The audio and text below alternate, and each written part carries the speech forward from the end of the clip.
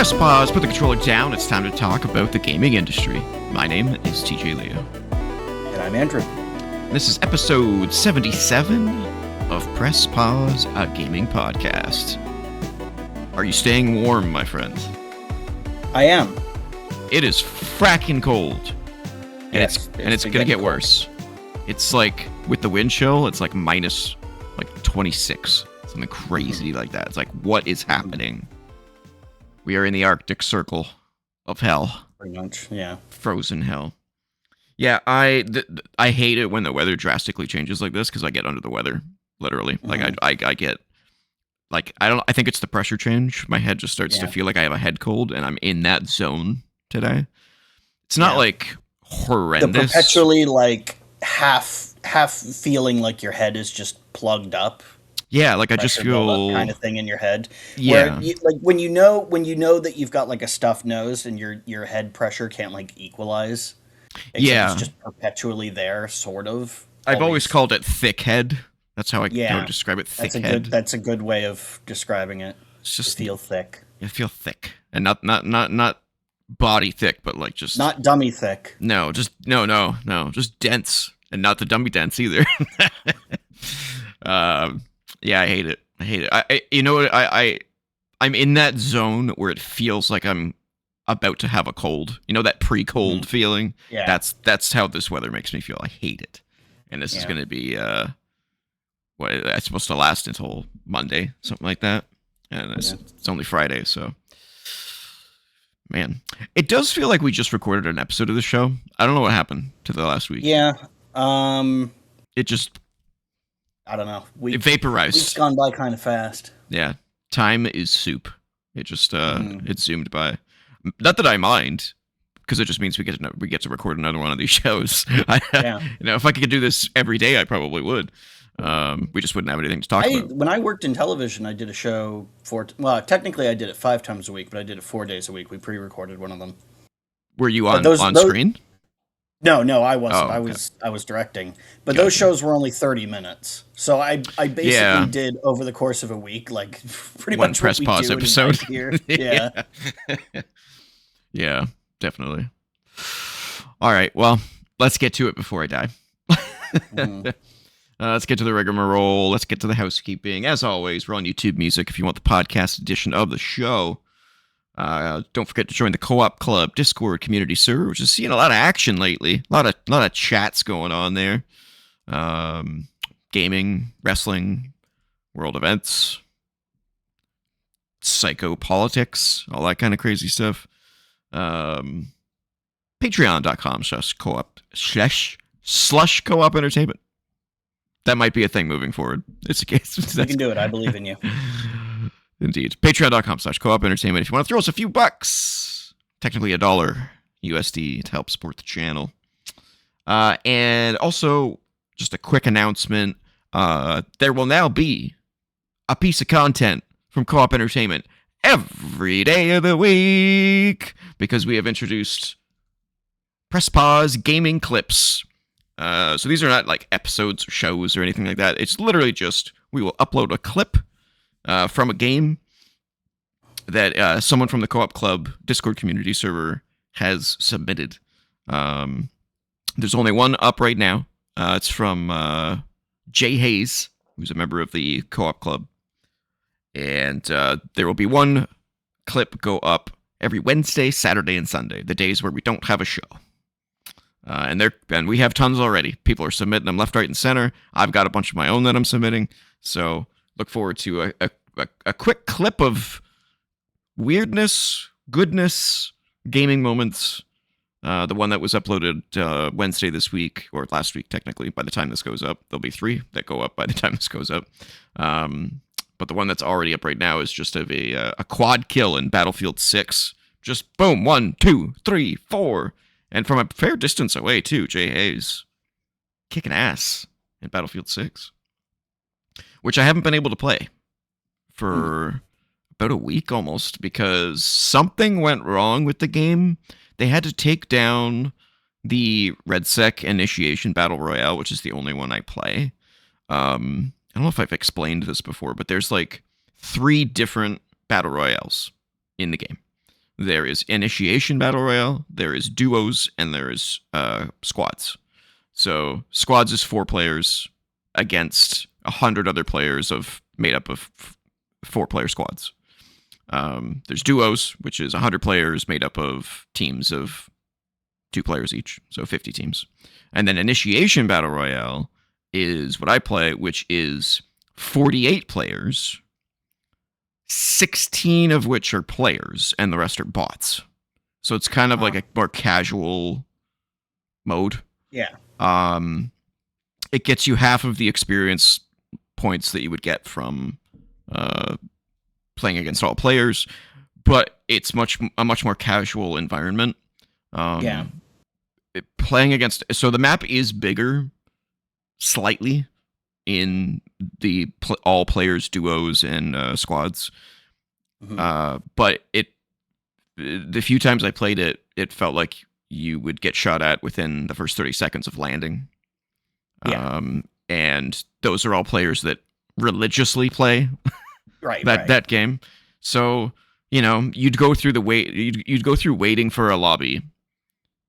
And then just to get annihilated. Yeah, load the lobby, jump out of the thing, and then just get annihilated and have to do it all over again. And it's like, that's not fun. Yeah, that's why I never learned to play Counter-Strike, is because by the time I first played Counter-Strike, it had been out for I don't know, 2-3 years at that point.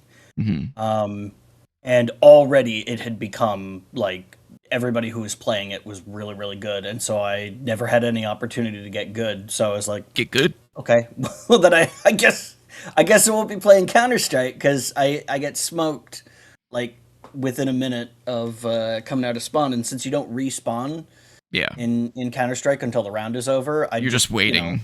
I would die, and then I would wait for 5 minutes, and then I would die, and then wait for 5 minutes. So there's just no opportunity. It's the problem with competitive shooters, man. You either play it from day one, or you if you play it from day one when you're on equal footing with everyone, it's fine. But if you jump in after, I want to say, like 3 months, which is about the point, I think, when people start discovering like what the optimal strategies are. Yeah, the meta of the game. Yeah. Then it's an uphill battle, and after a year, it's over.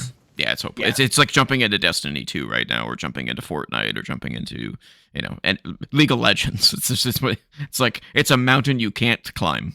It's just a mountain you can't climb. Now, some games at least do have bots where you can like here with RedSec, except some games let you do all bots, so you can sort of get a sense of what's going on and actually like see the map and not just die. After you take 10 steps out of your base. Like Unreal Tournament has bots that you can just I love it. Matches. Love that game. So I really like it when they do stuff where 100%. When they have stuff like that, so you can at least like start to learn. Like, it's still going to be hard to break through when you start playing with real people, but at least you'll have a chance. You'll know which way is up. Call of Duty is the same way. You can play with all bots. Yeah. Which is crazy. I actually looked into, because like every time somebody like talks about Black Ops 7, I'm like, what the fuck is up with the story in that game? I actually looked into it recently. It turns out that it's the whole thing, like the dream sequences. I guess it's because they have like cybernetic implants that let them communicate their thoughts. I had no idea. I didn't know that they were like that sci-fi of Call of Duty now. Oh yeah, It's over the deep end. Call of Duty, story wise, is just like, who gives a shit? Honestly. Yeah. But at least it does have bot support, including Activision, because of those times that they didn't even include a single player campaign. The only thing I don't like about Call of Duty's bot support is that you can't save a setup. You used to be able to. So you used to be able to just go into private match and then have a custom mode pre-programmed with all of the settings and the bots and everything, and just click it, and then you'll be ready to go. You just select a map and you go. Are there different bots with like different skill levels and behaviors and stuff? Yeah, you can select. Yeah. Oh, God. Yeah, you got not the behaviors, but the difficulty levels you can set. Okay. Individually. Yeah, but you gotta be able to save that stuff, because it just takes so long. Yeah, unless you're gonna play like 5 to 10 plus matches. It's just such a chore to go in there and just be like, okay, I got to change that setting. I got to change that. It would be so easy to just have like a just like a little configure. It could just be a text file.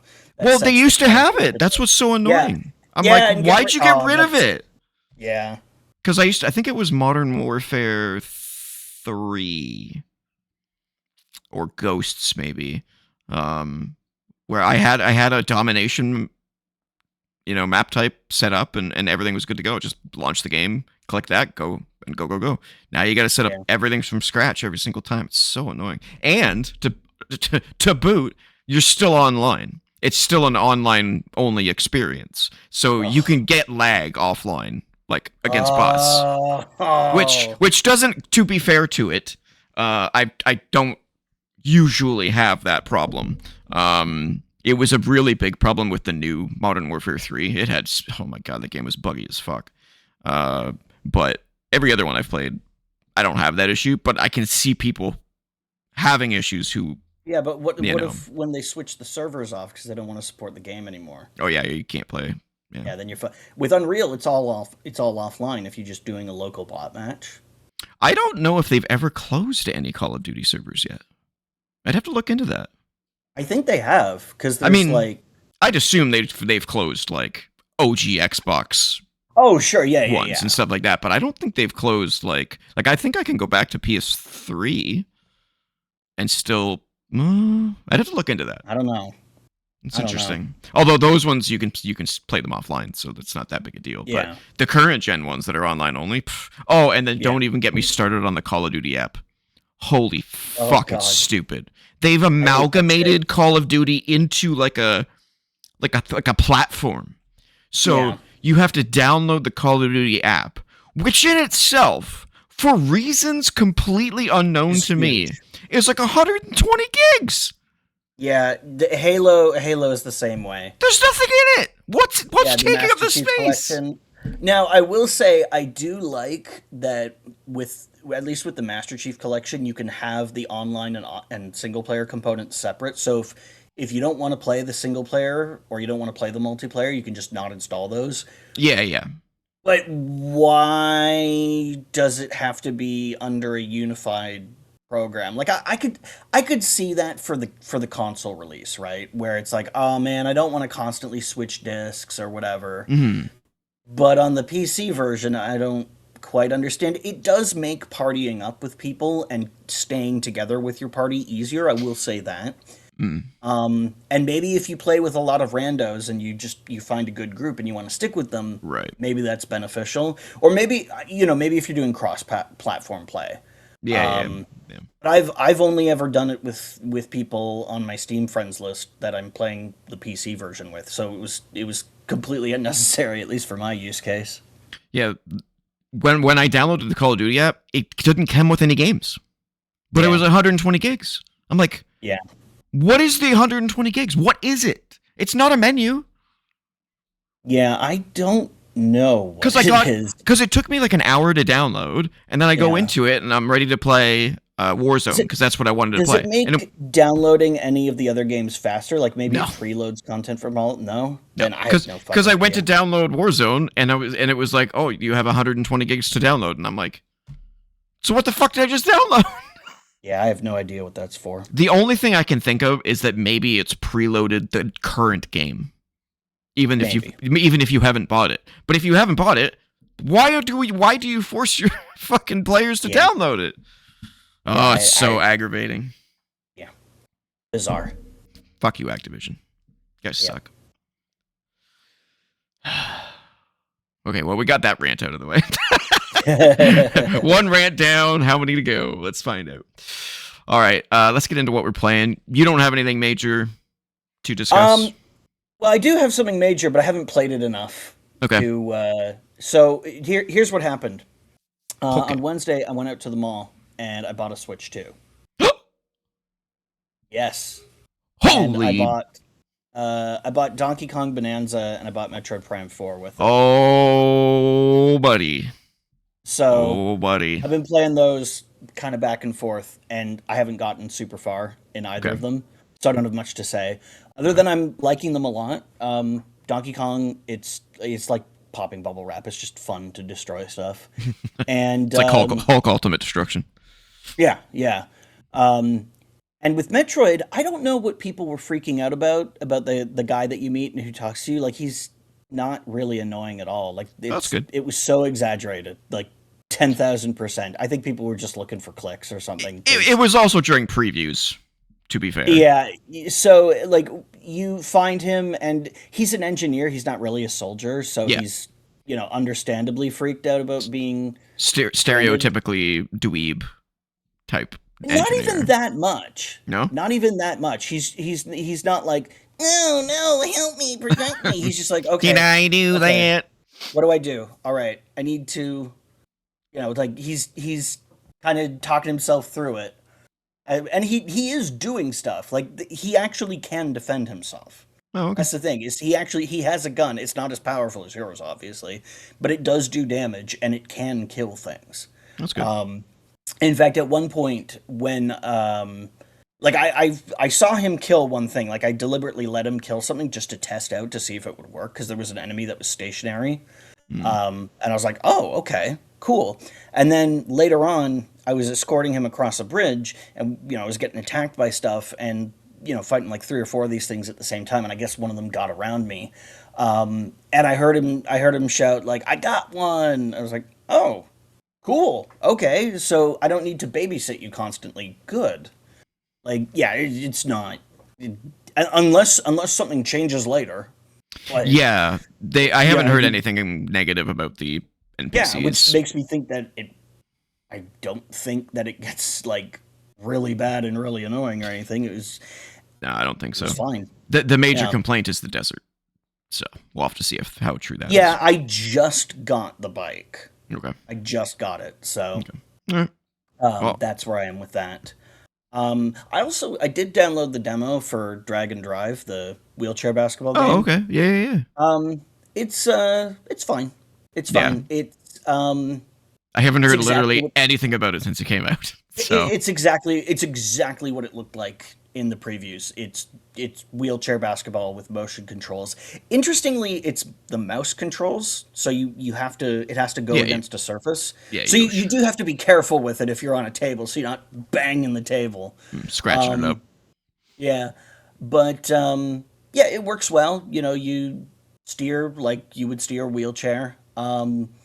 Shooting baskets is pretty simple. It's kind of like a Wii Sports kind of thing. Where in Wii Sports Tennis you didn't actually have to angle the racket anywhere specific. You just had to swing it, and it was timing. It was a timing thing. Yeah, it was just a timing thing. It's extremely simplified like that. You don't have to worry about the exact angle of your wrist when you're shooting the basket, because you do like the motion with. It's not a VR game. No.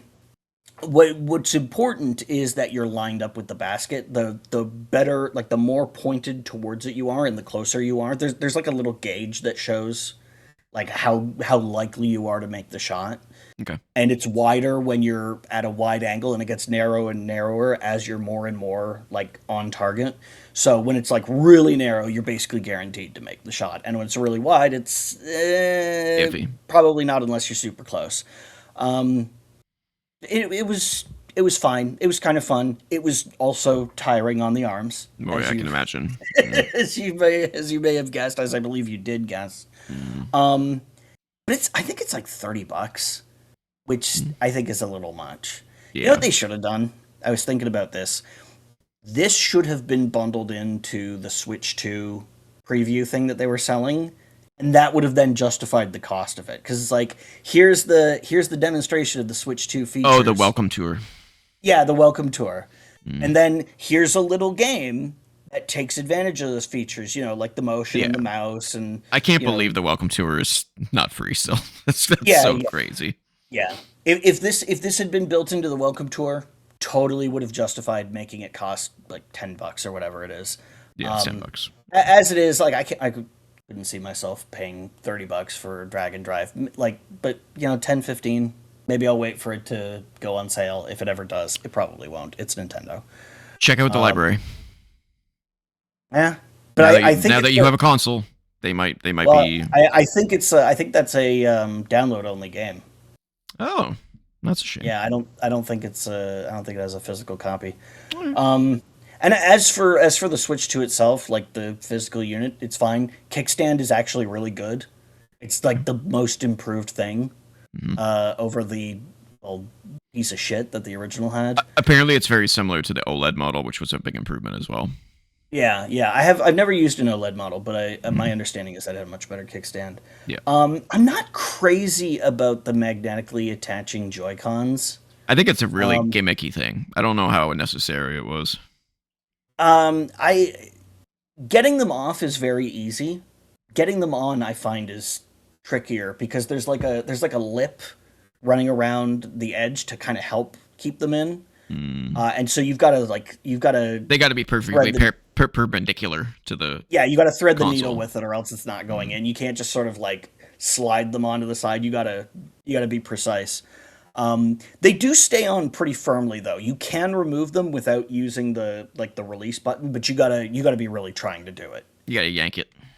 Yeah, you gotta go. I was going hard enough that I was like, is there a thing holding this in place? And just as I was starting to think that, it went. Mm. So I was like, okay, so you have to really be trying to pull it out. You got to yank and tug it, Yeah, tuck and roll. which I of course have tons of experience with. Um, but The yeah, layup. Switch 2. Can't wait to hear full Don't have a ton of reviews. experience with it, but oh, I know the other thing I should mention: the Hello? transfer, the transfer of your Switch 1 data. Oh, okay. That was easy. Oh, That okay, was cool. very easy. Very You iPad just to iPad kind of thing. yeah, yeah, you just sort of say you Put them say, together. "Hey, get ready for transfer." Switch 2. Hey, Switch 1, initiate transfer. Put them close to one another, make sure they're both plugged in, and it just goes and Good it's shit. done in like well, I mean it's going to depend on how much stuff you've got installed. For me it took like 10 minutes. Oh, it's good though. Um I Make will it say easy. the one thing that kind of sucks is that it doesn't accept the standard, or at least the current standard of micro SD cards. It Yeah. has to be micro SD Express. I Yeah. assume so it's fast enough to, Yes. because it's sort of like having a solid state drive. They require that, Yep. but like it kind of sucks that I can't play Switch 1 games off there, right? Because I have two micro SD cards that are full of Switch 2 Mm. games, but I can just re-download them, and the save data is always kept on the system, so all the save data is there. It's kind of like I gotta let this thing sit so it can re-download everything. You'll have to try downloading like a Switch 1 game and seeing how much it improves the gameplay, like the frame rate and all that kind of stuff. Because I've heard that I a don't lot think of people will download like Super Mario Odyssey or they'll play like Breath of the Wild and they won't have the upgrade and it will still be improved. So I'm interested to see really. how true that. Yeah, Oh, I yeah. was not aware of that. I thought that it It didn't get won't have. access. Yeah, it won't have like the 4K upgrade and all that kind of stuff, but the frame rate will improve and all this Oh, kind of stuff. it's just steadier Yeah, up to yeah, its original limit. Okay, yeah. I wasn't aware of that. I'll Mhm. have to try. The thing is, I'm kind of struggling to think of any Switch 1 games I have that really suffer performance wise. Breath of the Wild.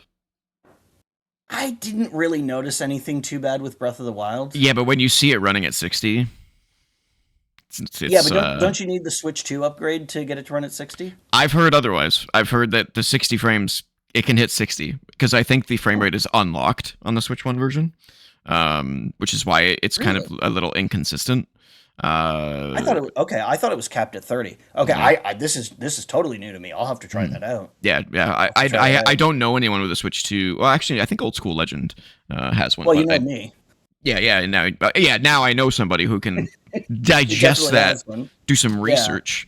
So yeah, definitely check that out. Check a few games though, because I've heard certain games are more improved than others and all this kind of stuff. I So mean, I could pop it in and try it right now. nah, you're good. You're No? good. Nah, Okay. we got a big show, kind of. Okay. But yeah, definitely report back on that when you have more time with the Switch 2. Yeah. The only thing is like, man, it was not cheap. No, that must have cost you like $900. So the system, the two games, and the store warranty, which I normally wouldn't buy, but because I've had bad Yeah, luck yeah, with yeah. Joy-Cons in the past, I was like, this time, you know what? Maybe I will go for that Mm-hmm. warranty. Um, $1,001. Oh, and that's not Yeah. even with like a pro controller. You still have to use the Joy Cons, right?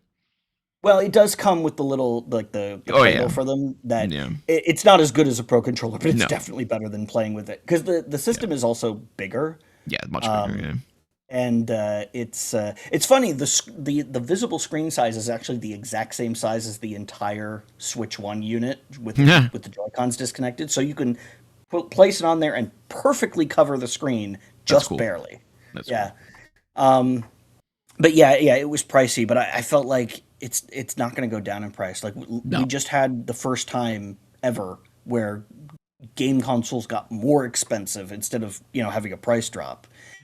it's And not with in it's not in the news, but there was a financial analyst that was saying that if you're going to get a Switch 2 to do it now because it might go up next year Yeah, well, or and the this other year, thing is 2026. the RAM, the RAM shortage. I was like, Yeah, man, there's no chance that this thing is either going to get cheaper, and there's a very low chance that it will stay the same.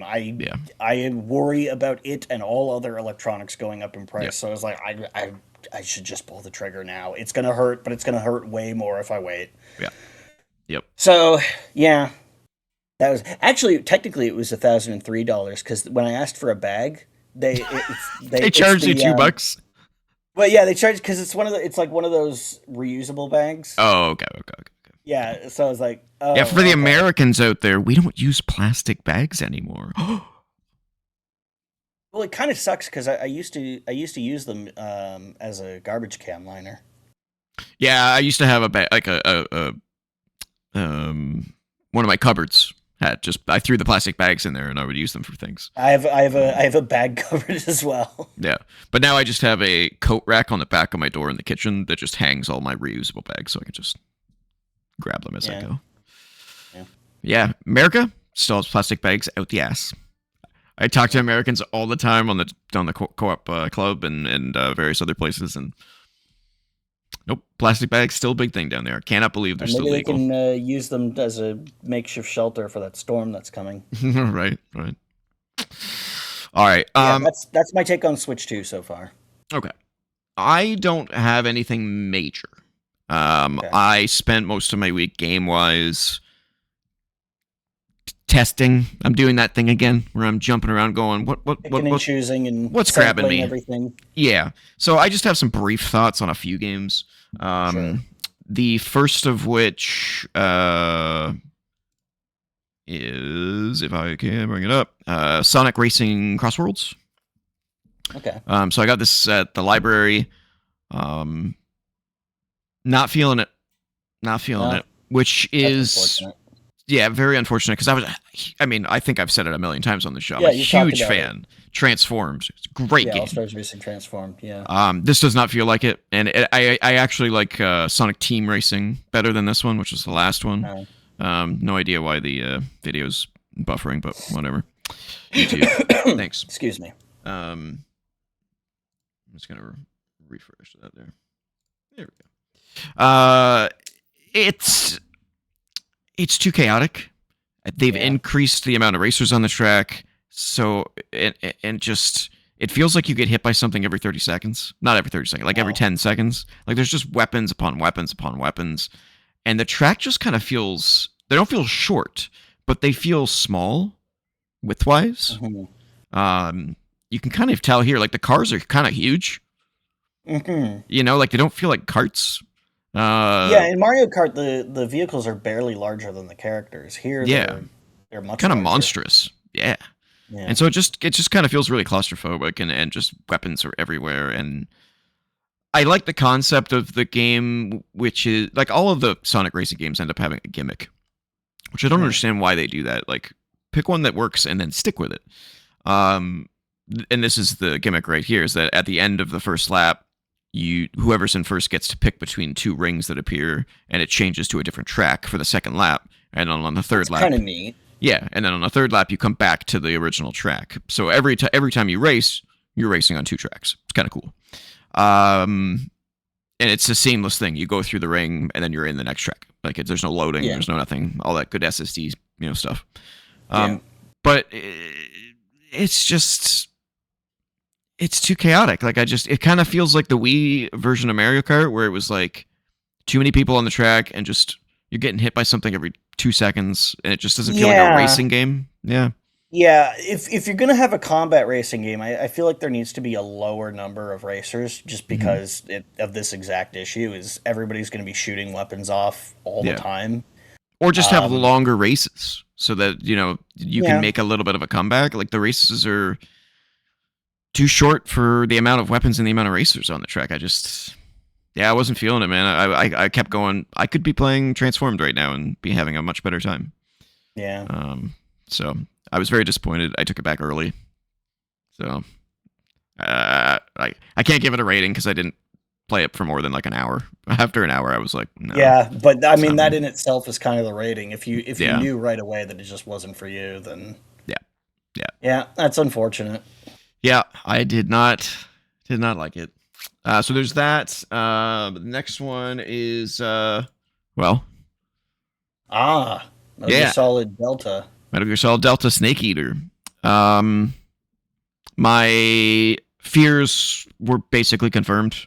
This is That this is a just the one to original, but with one, better graphics. Yeah. 1-to-1 better graphics. Same really annoying load times between not load times, but loading screens between all of the little areas.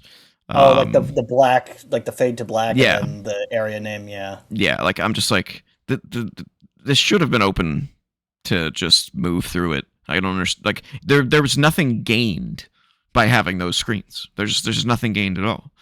Yeah, and, Um, of course in the original they're loading screens, yeah, but yeah, here there there's no shouldn't reason be for any them. need for that. Yeah, They and now with that being said, if you are a fan of the original, which I am. I think this might be the best version of it because it is beautiful. Yeah. The radio screens have gotten a little bit of an upgrade, so instead of just two static pictures with Hmm. some with voiceovers, you get the one static picture of whoever you're talking to, and then Snake is like in sort of like in the background, like in sort of That's like a how it was in the transparent background. original. Oh, it was okay. Yeah. It looks really good. Um, Using the radio is much easier. You don't have to press pause anymore. Press pause. You just have to press down on the D-pad, and the radio sort of meter comes up, and you can just do Okay. it all through there, which is pretty cool.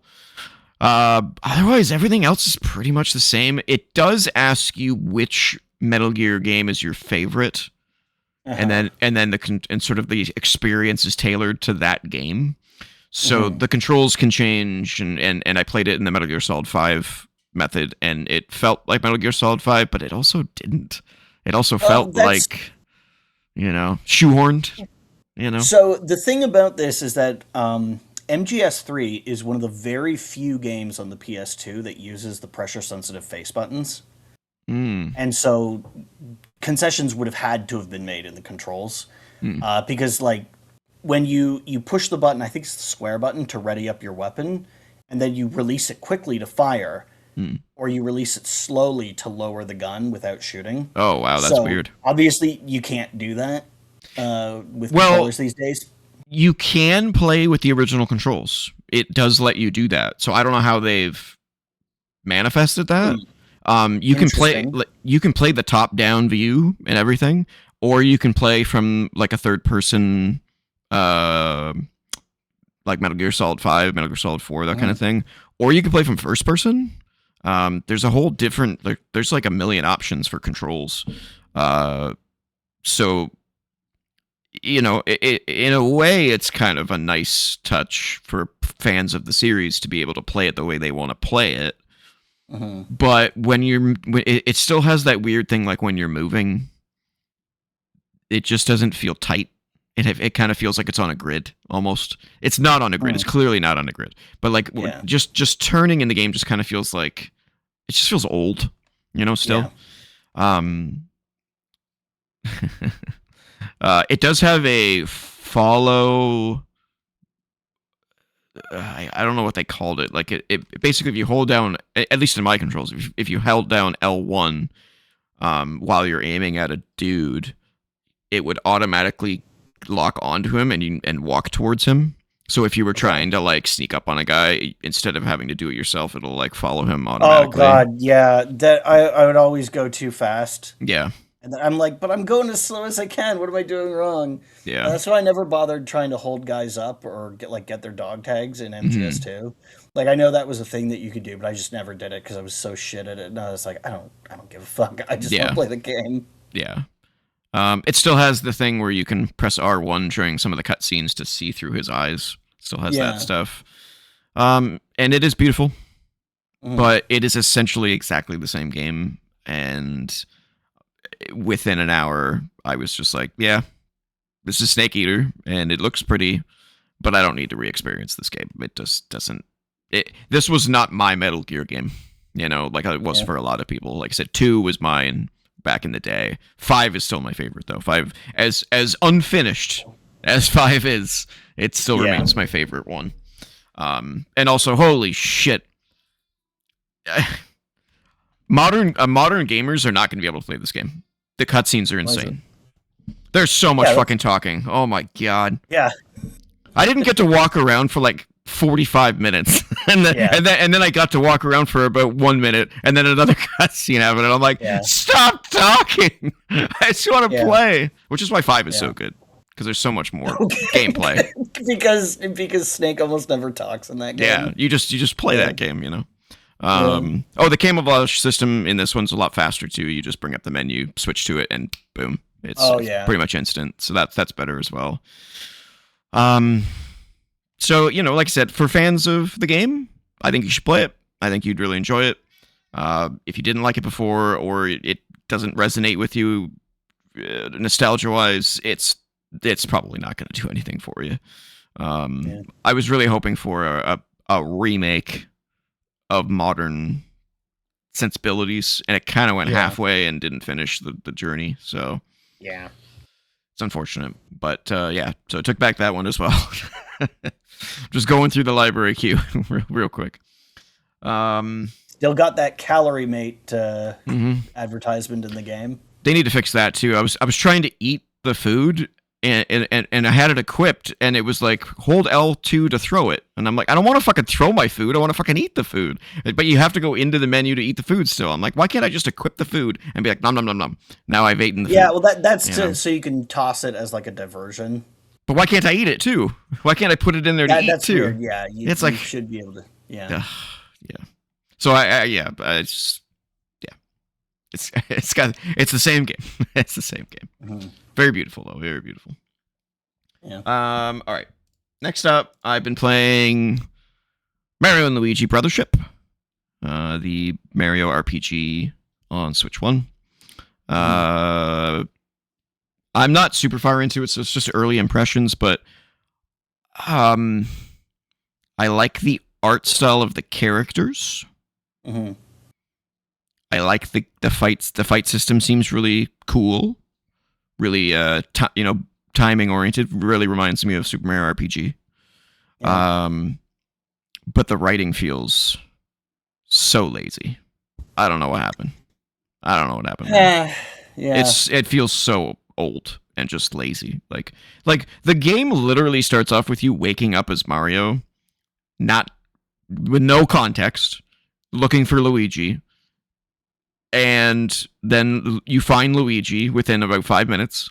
Like that's it right there. You literally find him within 5 minutes, and then you're on this moving island, and then you meet these people who are like, the world's been torn apart, and I think I know how to fix it, and I don't think you guys coming here was random. I think you're the heroes, and then that's You're it. the And then chosen ones. yeah, and then you just go off, and it's like, really? That's all you got? What's the inciting incident, guys? How about you tell us what the hell happened to the world? Yeah. Yeah, that's weird. It just feels real lazy. Aren't the Paper Mario games actually usually pretty good about story? They're super deep, yeah. Like they're obviously like not totally serious. They're very humorous, but and there is humor in this for sure. From what I understood, because like I've not spent much time with them. From what I understood, people actually really like the characters and the stories, and how funny it is. 100%. I haven't met a character in here yet that I like. I'm like, whatever. Oh no. No, I'm just like, oh, this is insert expectation here. You know what I mean? It just it feels phoned in. I'm not super far into it. Maybe an hour and a half, 2 hours, but I'm just like, all of the other Mario RPGs got me real quick, and this one, like I said, I love the art style of Mario and Luigi. Oh yeah, the cell shaded look looks great. And the animations, just how they're kind of like exaggerated and like almost cartoonish, like very, very cute, like it. Yeah. But and the combat, like it, looks real great. But story wise and character wise, I'm just digging the shading on their hats. The it looks gorgeous, doesn't it? Like the sort of purplish on Mario and the darker greenish blue on Luigi. That's kind of cool. Yeah, like you got this guy. He sits in your hat. It reminds me of Killer 7 with like the weird gradient shading in that game. Obviously, a much more toned down version of that. Yeah, because Killer 7 is just insane visually, but it kind of gives me just vibes of that. And anything that reminds me of like Killer 7 visually is usually plus. It's a plus, yeah. Also, these cutscenes are lies, and it makes me it annoys me. The game does not look this good. Really? When you're actually walking around, it doesn't look this good. And also, it's a fixed camera from above. Okay. So you can't tell where you're going until you get there, which I just fucking hate that shit. I don't know, man. Like this is such an illusion. Mm-hmm. Like I don't, and then it's just another one of those Switch games that they made where it's very clearly maxing out the capabilities of the Switch, so it's it's framey. The combat is a little framey, but wandering around the world is super framey, which is disturbing because it's a fixed camera angle. Like that's the camera angle. It's always like that. It's not like they need to render way off into the distance. Like look at this. Look how plain this looks to me. Yeah. Obviously that's, but like look how like just lifeless this looks and empty. There's like nothing really, like look at that. There's just like nothing really here. A few flowers. You know, like it's colorful, but some of the stuff is kind of empty. Maybe they should have waited for Switch 2 before putting this out. Like this could have been a Switch 2 launch title. Yeah. It just feels, I don't know, man, like a B team effort. I don't know. Yeah. I'm not like putting it back in the mail. you know what I'm saying? I'm not taking it back or anything like that with the other two games. I'm still gonna give it a go, but I'm not there. I'm not. I want to, so I'm giving it more of a go. But I'm not impressed with what I've seen so far, which is it's just a shame. Oh yeah, and then they just like pop you in a cannon and they're like, okay, go off on your adventure. It's like they gave up. They're like, people don't give a shit about the stories in Mario, so just do whatever. It's fine. Do whatever. And it's like that's not true at all. Yes, they are basic stories and they're basic. Yeah, and I understand wanting to expedite to get to the gameplay because that's what a lot of people are here for, but this is a role-playing game. And there still is a lot of talking, which is to say there's a lot of reading because there's no voiceovers, as usual. Yeah, I don't know, man. I don't know. I'll report back with more, but I'm concerned. To put it mildly. And then... Sounds like you're not having much luck with games this last week. No. And finally, Arc Raiders. Final impressions. I finished everything that there is to finish. You have a workshop that you have to upgrade by gathering loot so that you can make better loot. And there's quests, and I finished the quests. And for some reason, the quests just end. Like all of a sudden, it just had no quests left. There was no like credit sequence or like a big thing. Anything, it just stopped, and it was just there's just no quests left. And I'm like, this must be a glitch, or maybe you unlock more quests at a certain level or something. And I went online, and nope, that was the last quest. There's just nothing else. And I was like, okay, so what do I do? And it's basically, it just encourages you to play more, I guess. Yeah. So I have been continuing to play it because I do still find it super fun. But I've spent most of my time helping other players. And which has been really cool because I've had some really cool experiences of like, I'll just sit around waiting for like a flare to go up because when you die, or when you're downed, I should say, not when you die. When you're downed, a flare goes up. You can see it. You can probably see it right here. If this guy gets downed, let's see. Is he gonna get him? Is he gonna get him? Is he gonna get him? There, see it? See it went flying up. Okay. It goes up really high in the sky. So if you're across the map, you can see that someone got downed, right? So I just keep my eyes out for flares, and I'm like, if that's close enough, I'm going for it. I'm gonna go see if I can help them. And I've had a few times where I'm like, is there a dead guy around here? Are you down, man? Hello? Anybody? And then I'll hear this like muffled like, over here. And I'm like, where the fuck are you? Follow the sound of my voice. And then you just have to go find them, and they're like, thank you, man, I appreciate it. And you have all those like really wholesome, cool moments. Yeah. So I really like that stuff. I keep teetering on the idea of trying PvP. The problem is, did I explain the aggression matchmaking system that this game has? Yeah. The temperature gauge. Yeah, I explained it. Yeah. Yeah. So the only way for me to get into PvP lobbies is to start shooting people that are expecting friendlies. So I'm gonna feel like a complete dick, shooting these people and being like, "I'm sorry, man. I'm trying to get into PvP lobbies. I gotta kill you." I do have a story though that was pretty funny. One of those guys that I saved when I saw the flare go up. I went and so I was up on the like a really tall tower. I feel like I told this story already. Maybe. Yeah, where you fell and then you didn't die. Okay, no, I didn't. No, okay, I didn't. There's a lot of towers in this game. Yeah, it's a different one. So I was on a really tall tower just watching out for flares, and I saw this guy fighting a leaper. And a leaper's it's not the most dangerous arc in the game, but for like lobies, they'll take you out in no time, right? It's some kind of enemy. Yeah. Yeah. Okay. So I started shooting at it from my tower to try and at least take some of the aggression off of that player, because he had no cover. He was just like out in the middle of nowhere. And then all of a sudden the leaper died. It exploded, but then the flare came up, and I was like, "Ah, shit! He took it down, but he died." So I'm like, "Help is on the way, dude!" I was going down the ladder, sliding down the hill, trying to get to him, and I get to him, and he's down, not saying anything. And then there's this other dude standing there next to him, and I'm like, "Hey guys, I'm cool. Yeah, right. I'm just gonna get you up, all right?" They're not talking. They're not micing up or anything. I'm like, I hate when people don't mic up because I don't know what your intentions are. You know what I'm saying? So I get him up, and then he starts looking at the other guy that was there and starts blinking his flashlight. And I'm like, dude, I don't know what the fuck you're saying. What the fuck are you saying?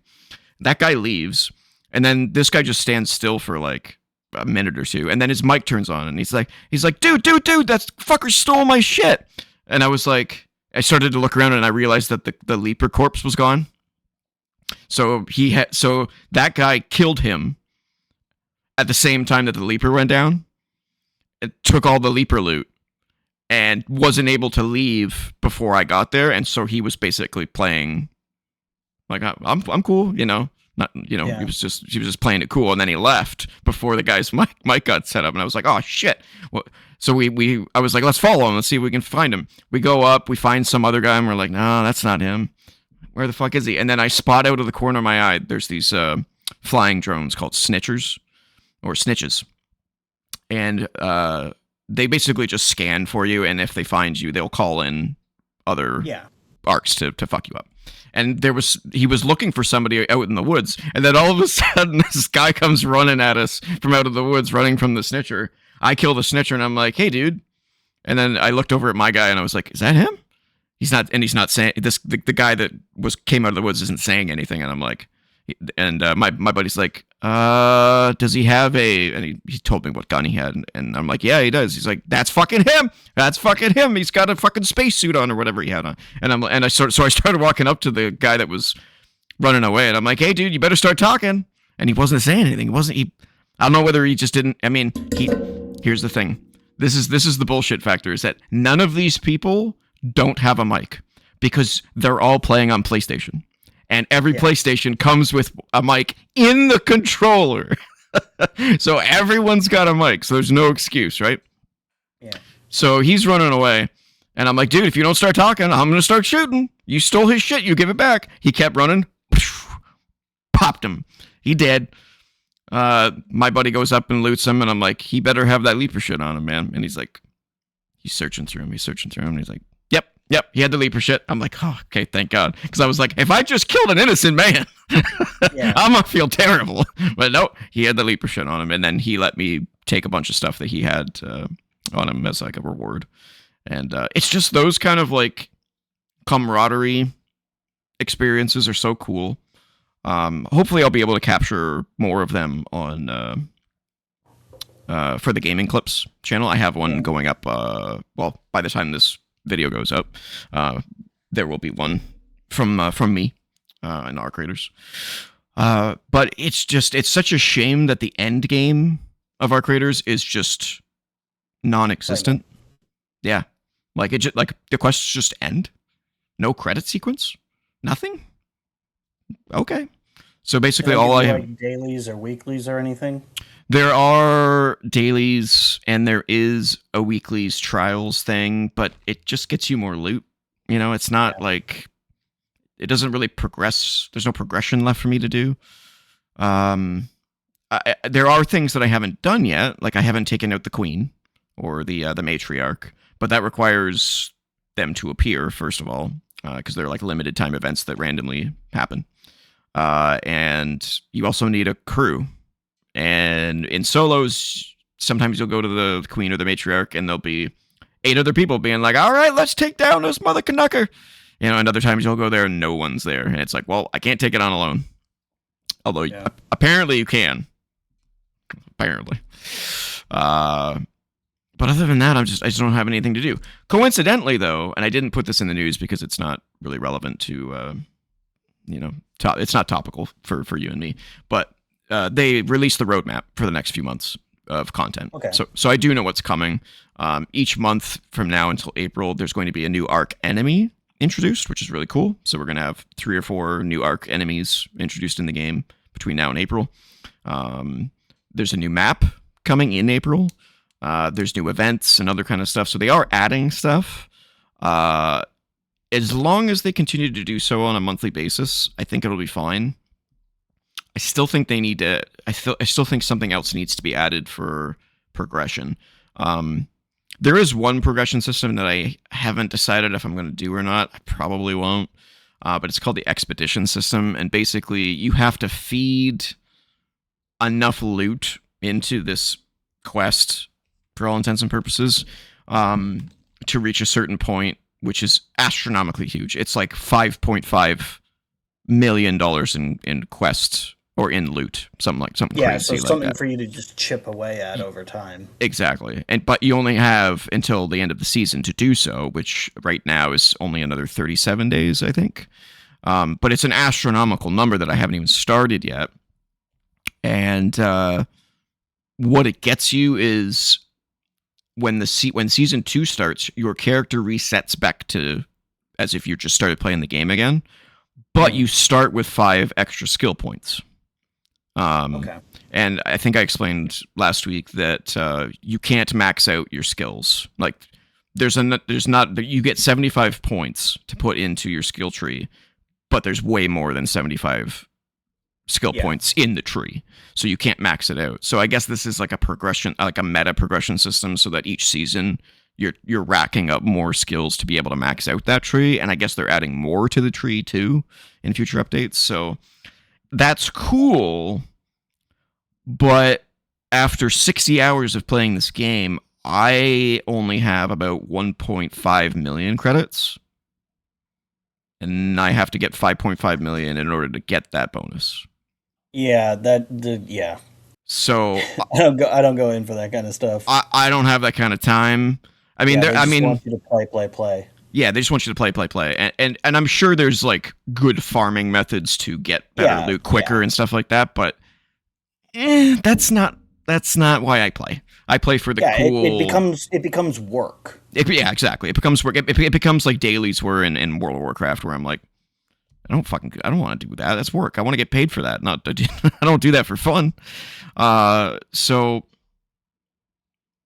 I play it for the cool moments and the fun. Yeah. I don't want to do that. But at the same time, it sucks that I would be missing out on that kind of a huge bonus on the second season with new maps and all this kind of shit. So, and it would be cool to start over again because honestly, the best part of the game was when you start. Because you're fresh, you're new, you have no idea what the fuck you're doing, you have no loot. Completely unrelated footage, by the way. Oh yeah, shit. I'll just pause it there because I was almost done anyway. But I still recommend the game. I still think it's really good. I do think that it's going to be better the longer it's out, though. This is if they continue to support this game, 5 years from now, this game could be just like a masterpiece, just an absolute masterpiece. I mean, I think it already is probably the best extraction shooter there is, but there's a lot of room for improvement, clearly. But I still really like it. I still keep playing it. So it's just one of those things. Like I said, they need a PvE mode for co-op, where you don't have to worry about other players. They need a better end game. They need solo bosses maybe that you can encounter. They need, there's lots of things that they could add to make the experience better. And I hope that they're able to accomplish that. I would assume that's something they probably will do. Hopefully. They don't want to blow their load all at once. Mm-hmm. Want to give people a reason to keep coming back, which if you're going to make a game like this that is a long-term thing, then that's probably the smart thing to do. Yeah. So, at present time, I would give the game an 8, though. I think it's great. I think it's a great game. Yeah. It's that close to a 9. It's just that close, but the fact that the quests just end, I was kind of like, oh. It's very unceremonious. Yeah, thud. That's not the kind of ending I'm looking for. The story could also just be better in general. It's almost non-existent. Yeah. I did end up going back and watching the cinematics that I talked about last week, and I thought they were cinematics. They're maybe 20 seconds long. they're nothing. So yeah. All right, that's it. That's all I got. So let's get into the Metacritic check-in. Wow. So, oh, look at that little little at the end. Yeah. I like it. Can't let you do all the work. Well, I appreciate that. Which is actually what I do most of the time on this channel. But that, as we've talked about, that's by your own desire. This is true. I will never, ever shit on anyone who works on this channel for not doing enough work because I choose to do so. I choose to do the work. So Metacritic check-in. First game is Quarantine Zone, The Last Check. I've talked about this game a little bit before. It's the Papers, Please, where you're working at a quarantine zone, letting a checkpoint. You're a checkpoint operator, checking for the people coming in if they're clean or they're not clean. Ratings are all over the place. I'm clean. Meanwhile, there's like a wart growing out of his head. What the hell? I didn't see that when I played the game. I think that's reflex testing. Just knock her out. Oh my god. Yeah, well, you're not supposed to do it on the head or in the balls. Oh, in the back. What the fuck happened there? I played the demo for this, and it is Papers, Please, but in a different scenario. It's pretty cool. I liked it a lot. Ratings are all over the place, Please, though. Except you can inspect people's genitals, but you can do that in Papers, Please as well. Yes, you can. Except they don't end up having any. It's just like a fucking mannequin doll. That's if you're playing with the nudity turned off. If you played on console, then it might always be like that. I don't know. Yeah. I don't know what version I played. It was a long time ago. But yeah, I remember doll pelvis. Yeah, you can turn actual nudity on, and there is no doll pelvis there. No doll pelvis. You see the whole thing. The whole shebang. But yeah, ratings are all over the place. 68 average critic score, but 47 average user score. Ooh. Let me see if I can find out why. Because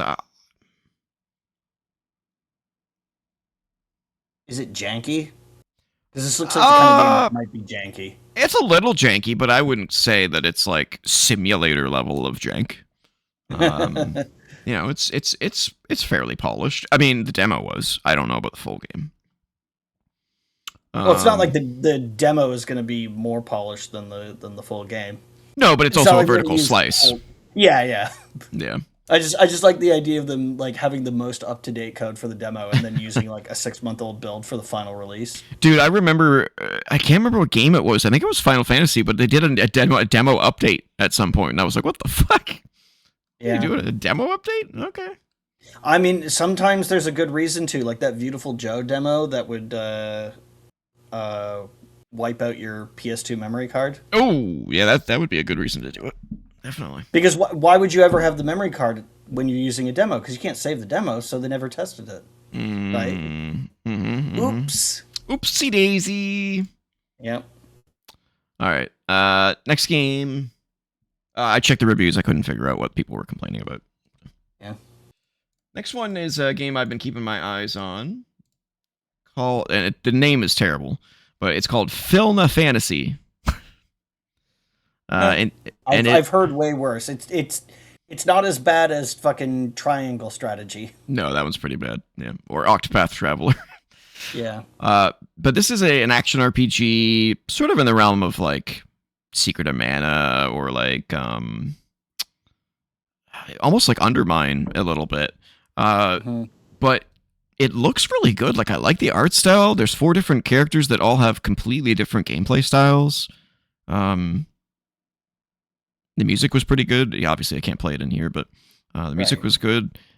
It just seems really cool. This is an early critic review though. 69. Nice. I do want to try this game though. I may end up doing that for a future episode of Press Pause because it just looks up my alley, man. I like games like this. This art style, this gameplay style. Yeah, it's very pretty. It's very really cute. It's got like this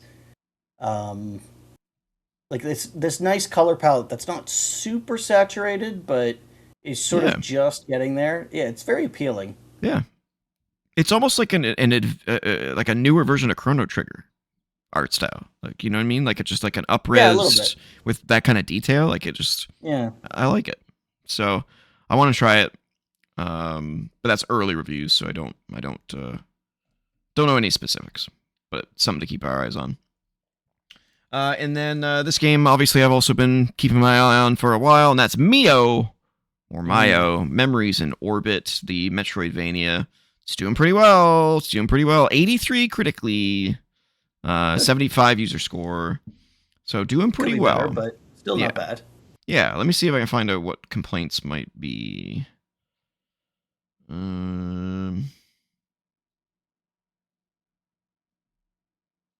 Yeah, the negative reviews are in a different language, so I do not know. But the good ones are all in English. So tight controls, amazing environments, amazing art, exploration is great and rewarding, boss are crazy good, loving it. Better than sex. Well, I don't know about that. Well, I don't know about that. Yeah, there's a lot of French reviews, and I can't read most of it. But man, I want to play this. So it is on Game Pass. However, I must announce that I am canceling my Game Pass subscription. Oh yeah. I haven't been playing it a whole lot lately, and at that price, I just can't justify it. So I have 2 days left, so I might jump on there and play as much of Mio as I can for the show, and then flush it down the toilet. So my Xbox is basically going to become a paperweight soon, which is a little unfortunate. But I'm sure I'll pick it up again.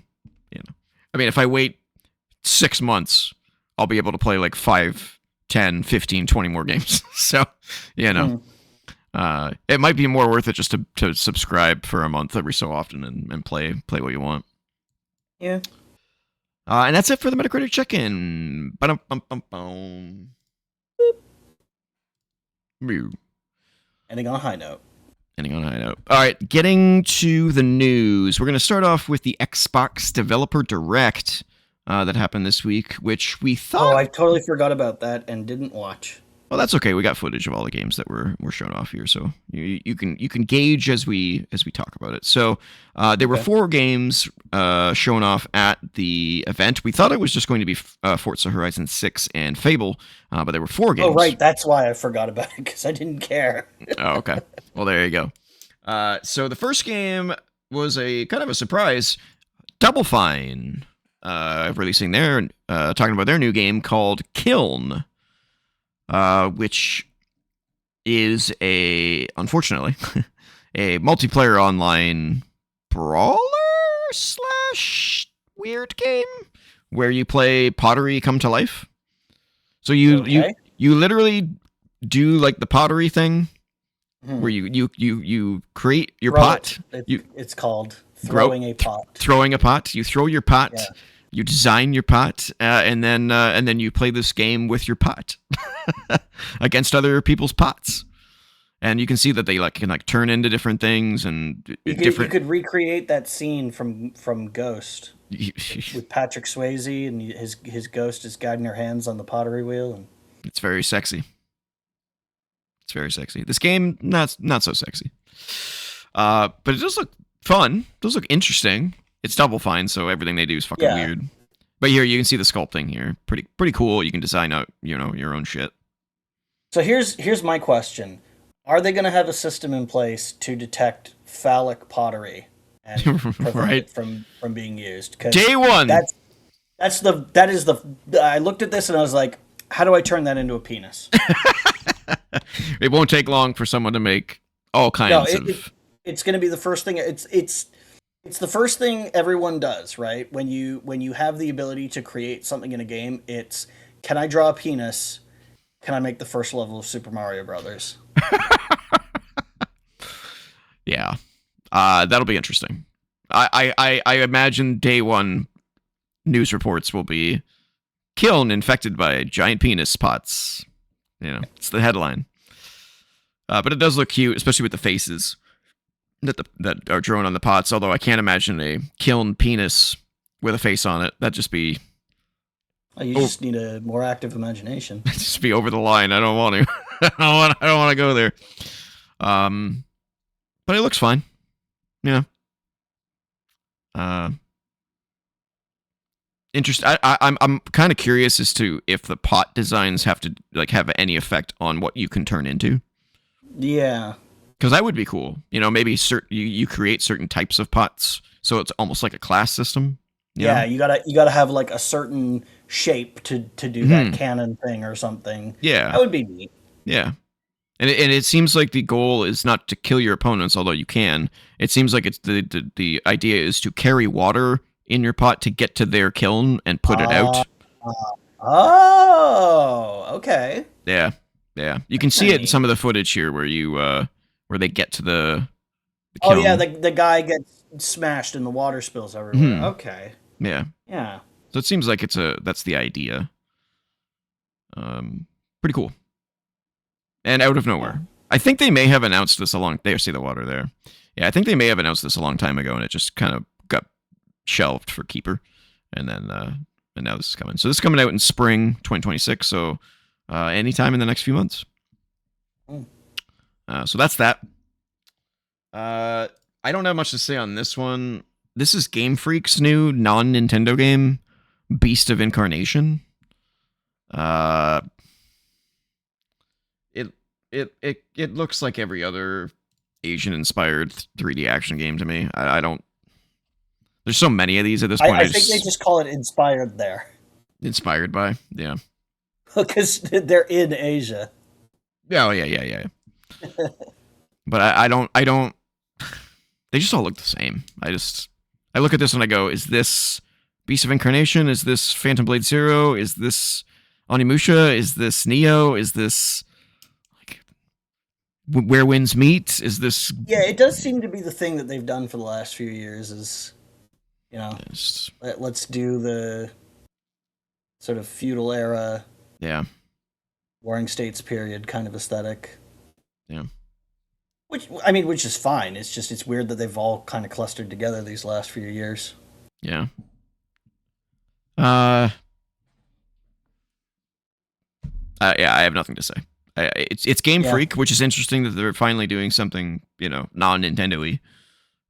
Game Freak does non-Nintendo stuff all the time. You just only ever hear about Pokemon because it's the biggest franchise in the world. Do they do what was the last one they made? Do you know? Anything significant? Or is it a lot of Japanese sort of centric stuff that I would just never heard of? I think it's a lot of Japanese centric stuff. Well, this doesn't seem like it's too far off that beat. But they're partnering with Xbox, so. Yeah, Game Freak made games for people besides Nintendo before Pokemon, and they made games for people besides Nintendo after Pokemon, so. Yeah, I have nothing to say. I'm trying to think of anything, but I just look at this and I go, I don't know. Yeah. I don't feel anything looking at this. You know. So, check it out if you're interested. Next up, they showed off Horizon 6, which takes place in Japan. And it looks fucking gorgeous. The only thing I don't like about these developer directs is there's too many developers, which I know I'm okay with them getting spotlight. Like, that's cool, but a lot of it just feels really canned and just kind of like overly scripted and just. Well, they are. Stop showing me the people and start showing me the game. That's what people want. And I understand that they're trying to create a. They're trying to influence the community to be more appreciative of the developers, which I totally get and I totally understand and totally agree with. I'm not sure this is the way you do it, though. That's as much as I can really say. It's 12 minutes of staring at a building and people.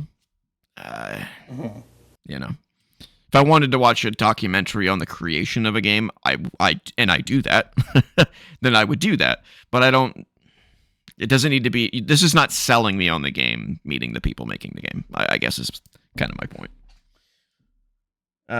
Let's see if we can get some actual gameplay here. Seeing a lot of. There we go. Seeing a lot of environments.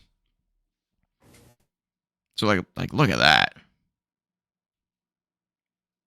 And of course, immediately we forget. Oh, exactly. Look at that. Yeah, look at that fucking buffering icon. Unbelievable. I don't even know where we were now. Fuck me, man. Okay, there we go. But yeah, it looks absolutely gorgeous. The video doesn't do it justice because it keeps being interrupted by people. It's so irritating. Like, I don't need to see someone putting, like, you know what I'm saying? I don't need it. But yeah, like, look at that.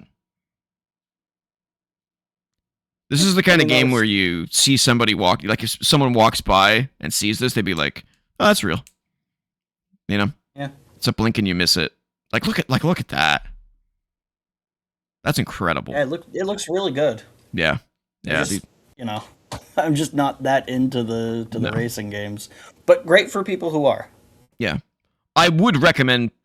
Well, I mean, well, I don't know if it's coming to PC or not. I assume it probably would, but eventually it will. I would recommend you try out the Horizon series because it's much more like Burnout than it is like a sim.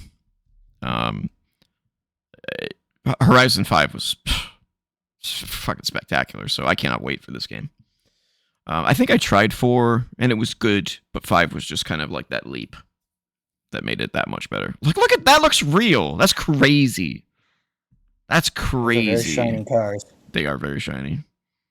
Like that's kind of somebody's been waxing their car, which I suppose if you can spend 6 figures on a car, you probably would wax it, or more likely have somebody who will wax it. You would have, yeah, you would have a professional waxer for sure. You would pay someone to do it. Indeed. So that's Horizon.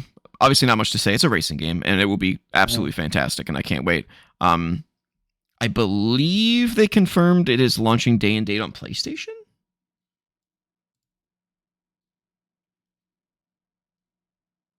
Question mark? Okay. Oh yeah. There's some sort of Gundam crossover that they're doing because reasons. Yeah. Okay. Yeah. May 19th. PC, Xbox, PlayStation, Steam, all the good stuff. So there's that. But they left the creme de la creme for the end here, and that's Fable. Finally, a sort of a gameplay deep dive. I'm just gonna let this play and kind of talk about what they talked about. So this game looks really good. I was not excited for it, but I'm a little. My hype meter has gone up a little bit for this game. Okay. So I loved Fable 1. Fable 2 was pretty good. I only ever played the first one. They're all they're similar. Yeah. They're all very similar. Typical Peter Molyneux experience where he promises the world and he delivers on about a third of it. Yeah. And you're kind of pissed, but at the same time what was delivered on was pretty good. Was still a pretty good game. Yeah. Okay. Yeah, all right, Peter, fine, you get a pass. Yeah. Fable 2 was definitely so. Fable 2 is widely regarded as the best one. Fable 3 being the weakest one. I loved 3 the most, but I also recognize that it has a completely broken system that they needed to be able to fix. But back then they couldn't fix games. Basically, they were what they were when they were released. So this is very clearly being made by people that are being faithful to the series. This very much looks like a Fable game, but extrapolated to a massive degree. So the original Fable had things like, choices and morality. It had like a system where you could get married and have kids and all that kind of stuff, buy houses. All that's in this game, but just done in a much bigger, grander scale. So there are just over 1,000 NPCs in the game. They are all handcrafted, named, have lives, have routines, you can literally find an NPC, follow them for 24 hours, and watch them live their life. That's the kind of detail that these guys are going for. And you can talk to every single one of them. Every single one of them will have an opinion of you. You can marry anyone you want. It's that open. There are nobody NPCs in the game. Which was the case with the first game, where it's like, oh, you could marry this person. You mean this person who's like got no dialogue other than incidental dialogue and looks exactly like somebody from the next town over? Yeah, exactly. Yeah, everyone is unique. Everyone is handcrafted. No AI shit. They were very specific about everything being handcrafted. Whether they actually used AI in the background, I don't know. Yeah. But they were very careful with their wording of saying handcrafted this, handcrafted that. This is a Microsoft studio, so they'll be pushing for that at some point. But. Yeah, for sure. They did confirm that the city from Fable is back, but in much bigger fashion. So what did they call it? So Albion was the world. Yeah. Damn, I can't remember the city name. I don't remember the name of the city. I just remember it was set in the world of Albion. Yeah, the castle was Fairfax Castle. It is in the game. So it's basically almost like all of the Fable games kind of merged into one. The Heroes Guild's there, like everything's there. You can see a lot of the environments that they're showing off here. Do the NPCs in the game still have the like crazy British accents? Yep. They've kept that. They've kept it. They've kept the British humor. They've kept the chicken kicking. Everything's in there. Chicken chaser. Yeah. Although I remember that. It didn't sound that bad in the audio that I heard in this trailer. Well, in the original, it was always played up for humor. Yeah, I think they've toned that down a little bit. Yeah. But it's still there. The British humor is definitely still there. They did also confirm that girl that we keep seeing on all the trailers is just their default model. You can create your own character however you want them to look. So that's cool, because I'm not a fan of that character model, as I think a lot of people aren't. There's just something odd about the way her face looks. There's just something strange. It's just like the base default that you start with and then mold from. Yeah, it'll be very whatever. It just looks weird. But yeah, you can see some of the different character creator moments here. Graphically, this game looks absolutely gorgeous. I mean, it's by the same team that is doing Horizon. It's actually a different team. They stated in the video this team was hand built specifically for making this game because they were all passionate about the Fable series. There's the chicken kicking, and look at the lighting, fucking gorgeous. You can see some of the melee combat here. Looks all fantastic. The environments look great. Combo system looks great. Got magic. Like it looks gorgeous to me. Yeah, I remember combat being fine in the original. Basic, sure, but like it did exactly what it needed to, and it was totally competent. Yep. Yeah, there's finishers, all kinds of different enemy variety. Like this one here, you see he takes off his head, which is a lantern, and then you can actually shoot the lantern. Very cool stuff. Let's see, what else can I think of here?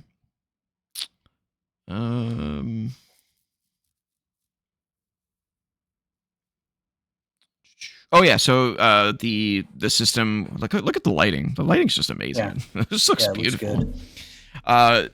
Isn't that ray tracing? Yeah, man. I assume. Yeah, but it's an Xbox Series game. And they did reveal that this is also coming to PlayStation day one. So, ladies and gentlemen, Xbox exclusives, I think, are officially over. It's over. Yeah, this is an Xbox, except it's a PlayStation. It's a PlayStation, yeah. But it's also an Xbox, but it's whatever. Yeah, it's over. We've had that discussion before. Yeah, it's over. Xbox is officially a third-party publisher. We can just stop pretending at this point. That's what they are doing. I mean, if they're launching Fable on PlayStation, then there's no limit to what they're going to keep. Like, they're not going to keep anything. It's going to be multi-platform. Of course. Let's see what else. Right, so the real estate system is back, so you can purchase every home in the game. You can purchase every business in the game, which will make you money. You can be like a fucking scumbag investment banker. Yeah, they actually showcased a interesting scenario where you bought a store and then you fired the person who started it. The person who started it, and then later on in the game, you find him begging for money on the street. He's living in a cardboard box, and you talk to him, and he's like, "Oh, I know you piece of trash," and then like a little bubble comes up, and it says, "Thinks you're a greedy twat," something like that. Yeah, you can have kids, all that kind of stuff. You can decorate your house, the whole kit and caboodle. It's the Fable experience. Remember how in the original Fable you could beat your wife? That was a weird feature. Yeah. I mean, they didn't play it up for laughs. They portrayed it as a horrifying thing. But I was like, I was like, I wonder if I can like is this one of those games where they disable it, or can I still attack? Because like, for example, in Donkey Kong Bonanza, if you attack near an NPC, it turns into a high five. Oh, that's cool. That's a good idea. Yeah. But I was like, I wonder if I could do that. So I hit the button, smack. I was like, ooh, I did not mean to do that. Fucking reload my save. Yeah, you don't need a divorce that early in the game. Yeah. Yeah, you can see talking to shopkeepers here. And you can see like a little pop up there of their name and where they work and all that kind of stuff. Very detailed. Just looks very impressive. Just there's the guy that you fired. there's the guy. He's like, I know you piece of trash. Yeah, the beggar evicted. Thinks you're heartless. Yes. Yeah. Look at the town looks gorgeous. You got the giant beanstalk in the background there. Also, they talked about landscape changing choices in the game. They teased the example that they gave. Physical landscape or conceptual landscape? Physical changes to the world that choices that you make will affect. So that the example that they gave was there's the chicken. Yeah. Oh yeah, and that's the morality system. So it's not good or evil, it's things you do. So if you're kicking chickens, you'll be known as a chicken chaser. If you are someone who like purchases businesses all over the place, it'll make you rich, and you'll be considered rich to all the people, and they'll be like, oh yeah, you're that snobby rich bitch, stuff like that. And you'll see actual words appear if you see that. See, look, tycoon, rich, tycoon. So there's a whole bunch of different like descriptors that change your morality, whatever that means. And the reason that they went with that is because they all of the NPCs in the game view things differently.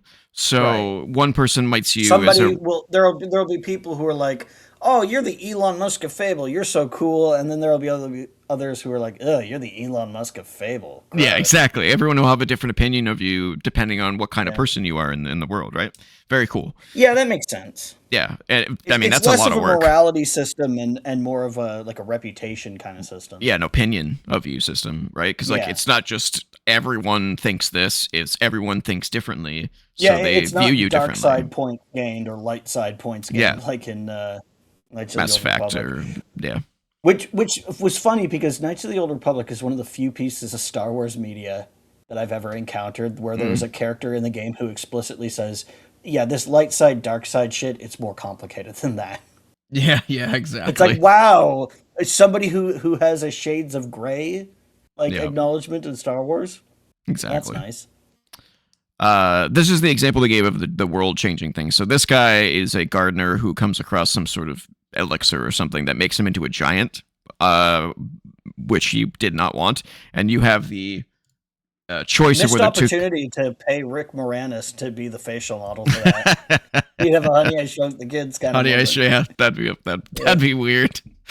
So you have the choice of when you deal with him, your choice is either to kill him or spare him. And if you kill him, his corpse ends up on the land, as you can see here in the shot. Oh no! And that drastically affects people's opinions of you because you left this giant corpse there. The prices of the houses in the area go down because there's a giant corpse there. There's a giant decomposing corpse there. Exactly. Oh, gross. So there are all those big choices make a huge difference in the world itself, which is pretty cool. They did not specify what happens if you spare them. Do they build a bridge over the corpse, or do they tunnel through it? Oh, that's just nasty. Yeah, I don't know. They also did not state what you do in what happens if you spare him. So I don't know. I assume he doesn't become a giant corpse. Well, no, but like, does he help you? Does he live somewhere? At worst, he probably becomes a normal-sized corpse. Yeah, eventually. Yeah. They did confirm that all of the NPCs in the game are fully voiced, which is cool too. Yeah, man, just this game's. It's no wonder that this game has taken as long as it has. When did we first see that teaser of the fairy being eaten by the frog? That really weirdly, kind of almost fetishistic. I think trailer. It was either 2019 or 2020. So yeah, it was been about like 6 years. 5 or 6 years ago. Yeah. They did not give a release date, but they said it will be released autumn 2026. So okay.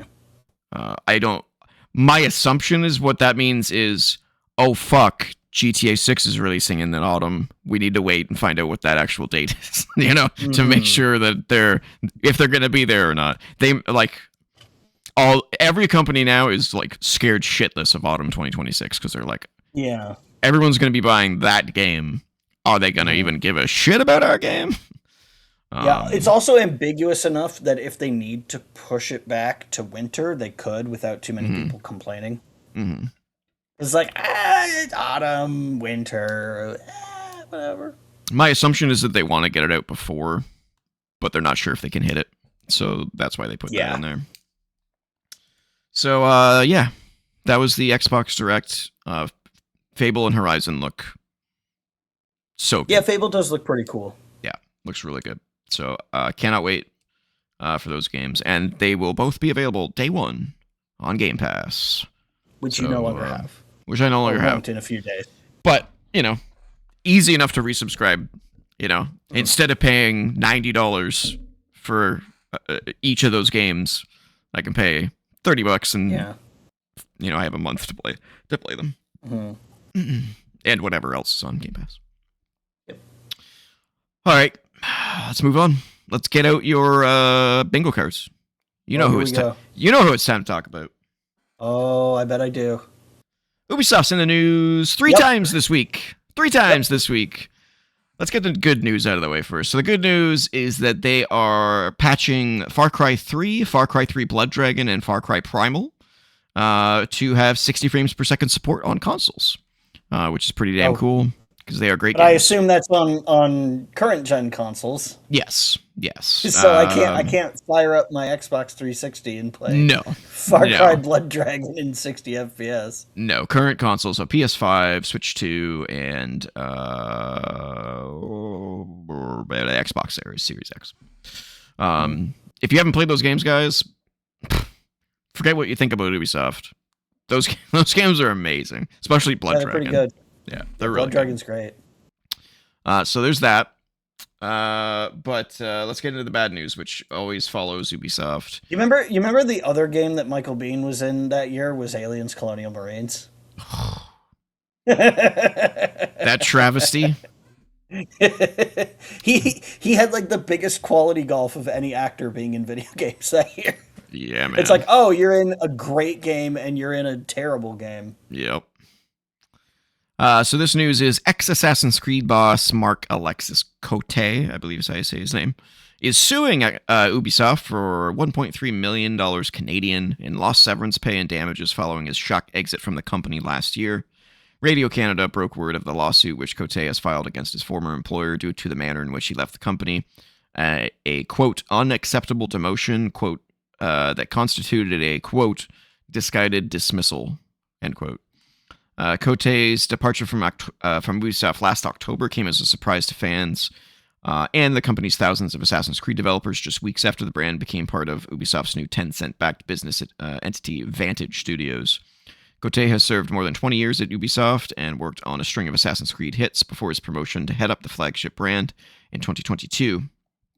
Ubisoft told staff of Kotei's departure via an internal email that discussed the need for Vantage Studios' leadership team to be aligned with its core goals. Yeah, we talked about this, didn't we? How it was weird that he'd been promoted and then so quickly was gone. Yeah, yeah, we definitely covered this. This is ringing a lot of bells because that sentence alone rings bells because it's corporate bullshit. At the time, IGN reported that Kotei had been offered a role as part of Vantage Studios' leadership, but declined. Kotei's lawsuit claims that he was essentially replaced in his role early in 2025 by Vantage Studios' newly installed leadership. Charlie I'm not going to butcher his name, and Christoph Durenis, I'm going to say. Charlie is the cousin and son of Ubisoft CEO Guillemot. Yeah, Yves Guillemot. With this layer of management now above him, Kotei claims that he then learned over the summer of 2025 that Vantage was now seeking to hire a new Assassin's Creed franchise boss too. Radio Canada's report. So it sounds like he was given this position, and then he got a new boss, and his new boss wanted Assassin's Creed to have a new boss. That wasn't him. It wasn't him. Yeah. So they basically they did the same thing they did to my dad, which was basically be like, we pay you too much. Here's a job that pays you more, and then they take it, and then they realize the bullshit that it comes with, and they go, okay, I know, I want my old job back, and they're like, okay, we will, but you're going to be making a lot less money. Yeah.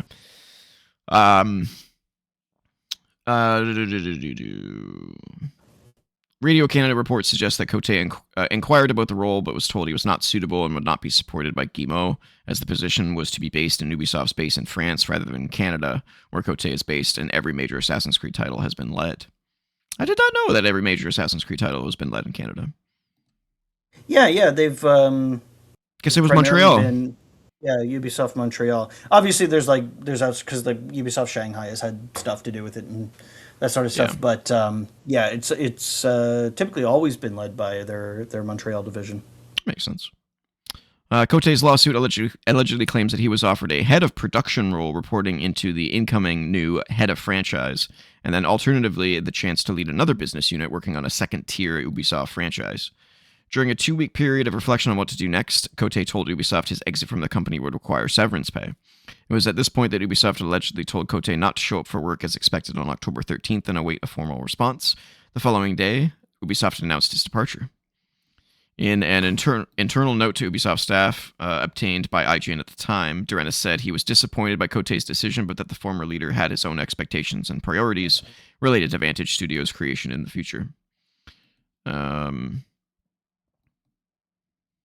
Following the organizational restructuring announced in March 2025, Kotei has chosen to pursue a new path elsewhere outside of Ubisoft. While we are saddened to see him go, we're confident that our talented teams will carry forward the strong foundation he helped build. But now Kotei's lawsuit alleges his exit from Ubisoft constituted an abuse of power and resulted in damage to his reputation. The amount he is seeking, $1.3 million Canadian, is the sum of 2 years' salary and a further $75,000 in damages. Kotei is also seeking for Ubisoft to lift his non-compete agreement, which currently limits its ability to work elsewhere. Wow. Yeah. A non-compete? That's bullshit. Yeah, if you fired a guy, basically, and then said, and you can't go work for anyone else, that's bullshit. Yeah, that's bullshit. Well, that's the problem, right? Is that he feels like he was forced out. So was he fired or did he resign? Like, what's the official? And that's going to be the core of the lawsuit.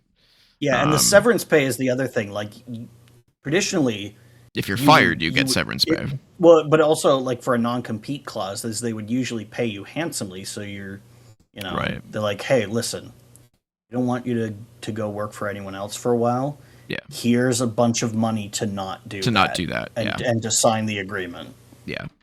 Yeah, pro wrestling does that all the time. Mm-hmm. Representatives for Kote have confirmed the lawsuit, and an Ubisoft spokesperson told IGN, "We don't comment on legal matters, of course." Yeah, so Ubisoft continues to be fired at. No pun intended. But that's not the only news. Third time's the charm? Third time's the charm. Because Ubisoft has announced a sweeping company restructure that will result in the cancellation of 6 games, including its Prince of Persia: Sands of Time remake, and a delay to a further 7 titles. We just talked about the Prince of Persia remake last week. Yeah. And a delay to further 7 titles. 2 Ubisoft studios will also be closed completely as a result of the changes, while others are subject to further layoffs. Of the half dozen games that have been fully scrapped, Ubisoft is only publicly naming one today, its long-awaited Sands of Time remake that was rebooted once already. 3 of the canceled games were new IPs, while 1 was a mobile game. Ubisoft's core focus going forward, the company has said, will be an open-world game and live service games. So now, Assassin's Creed. Basically, and probably Rainbow Six, Far Cry, Tom Clancy stuff, maybe. You already said Rainbow Six, though. Yeah, but like other Tom Clancy stuff. I'm trying to think of any Tom Clancy stuff that Tom Clancy didn't have anything to do with because he's been dead for years. Yeah, basically. However, there is one game that is not included in their cancellation list. Okay. You guessed it. Beyond Good and Evil 2. Still not canceled. Can you believe that shit? It's never coming out. It's still not canceled. That means someone somewhere is doing something with it. No, it doesn't necessarily mean that anyone's doing anything with it. It's not canceled. Maybe it's just shelved. I don't know. I don't really know anymore. I think they are hoping that the goodwill for Beyond Good and Evil will continue. I don't think it will. I don't think there's anybody who still wants Beyond Good and Evil 2 at this point, like out of, both what Ubisoft has become and what they've shown Beyond Good and Evil 2 being. I don't think anybody wants that. But I don't think anybody, or at least whoever's in charge at Ubisoft, realizes that or wants to accept that. So here's the thing. Here's the weird thing, right? Is that here's the reason. There's a lot of weird things. It's Ubisoft, but here's the really weird thing: is that you would think that, right, about Beyond Good and Evil 2, but the reason that they canceled the Prince of Persia: Sands of Time remake was because it required too much money and time to make it a quality product. Yeah, says the company that has had Beyond Good and Evil 2 15 years on. Yeah. So I don't know. I don't know, man. I don't know. No specific details have been given of the 7 titles that Ubisoft delayed. Maybe this is one of them. Though this number does include the unannounced game once set for launch before March 31st that is widely expected to be the company's Black Flag Assassin's Creed remaster. This game has been officially delayed to launch in the coming financial year, so anytime between now and the end of March 2027. Okay. So significant delay on whatever that was, again, assuming it's the Black Flag remaster. Ubisoft Stockholm will fully close as a result of the changes, having previously collaborated on Avatar alongside mobile studio Ubisoft Halifax. Restructurings have also taken place at Ubisoft offices in Abu Dhabi, at Trial Studio Red Links, and at Massive, which is the home to the Division. In addition, all teams will be required to return to in-office working 5 days a week, albeit with an annual allowance of remote working days. We went through a thorough review of projects across December and January with the current market evolution in mind, which is consistently more selective. The CFO of Ubisoft told IGN. You've seen the last quarter showing a never-before-seen level of competition. Competition and selection is here to stay. When you are coming in number 1, number 2 with great content quality in a given segment, then you can have a very strong reward in terms of player reception and financial performance. That's what really informed our pipeline review. We selected what would be the best projects to put the creative houses in the best position to succeed in that market.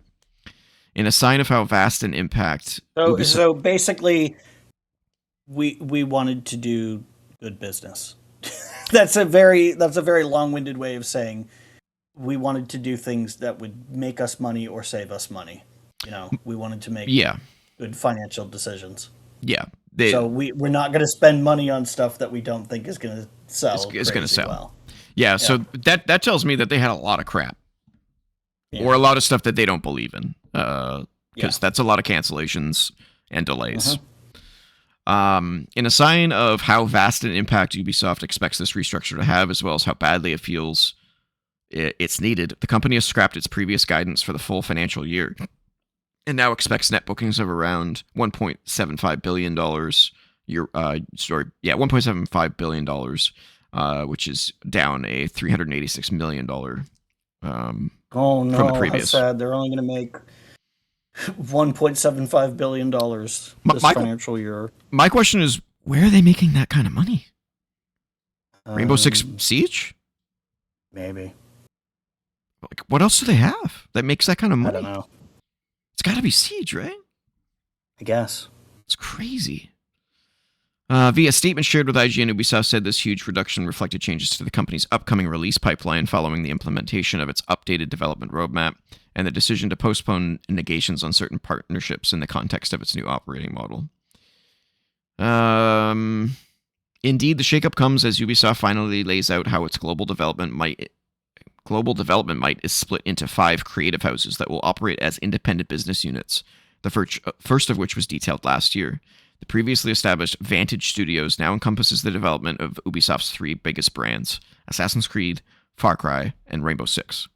And soon the remaining divisions will take on themed groups that cover the company's remaining franchises.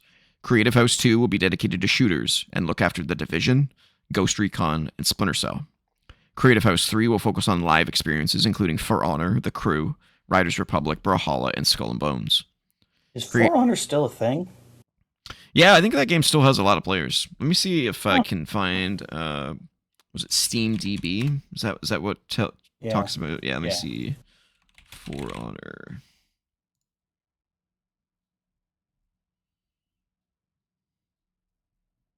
Charts. They might not have stats on it though if it goes through Ubisoft's launcher. Nope. Players right now playing 5,571. Okay, after all this time, that's not bad. That's pretty good for all this time, for sure. I mean, that game's been out for like 10 years. Yeah.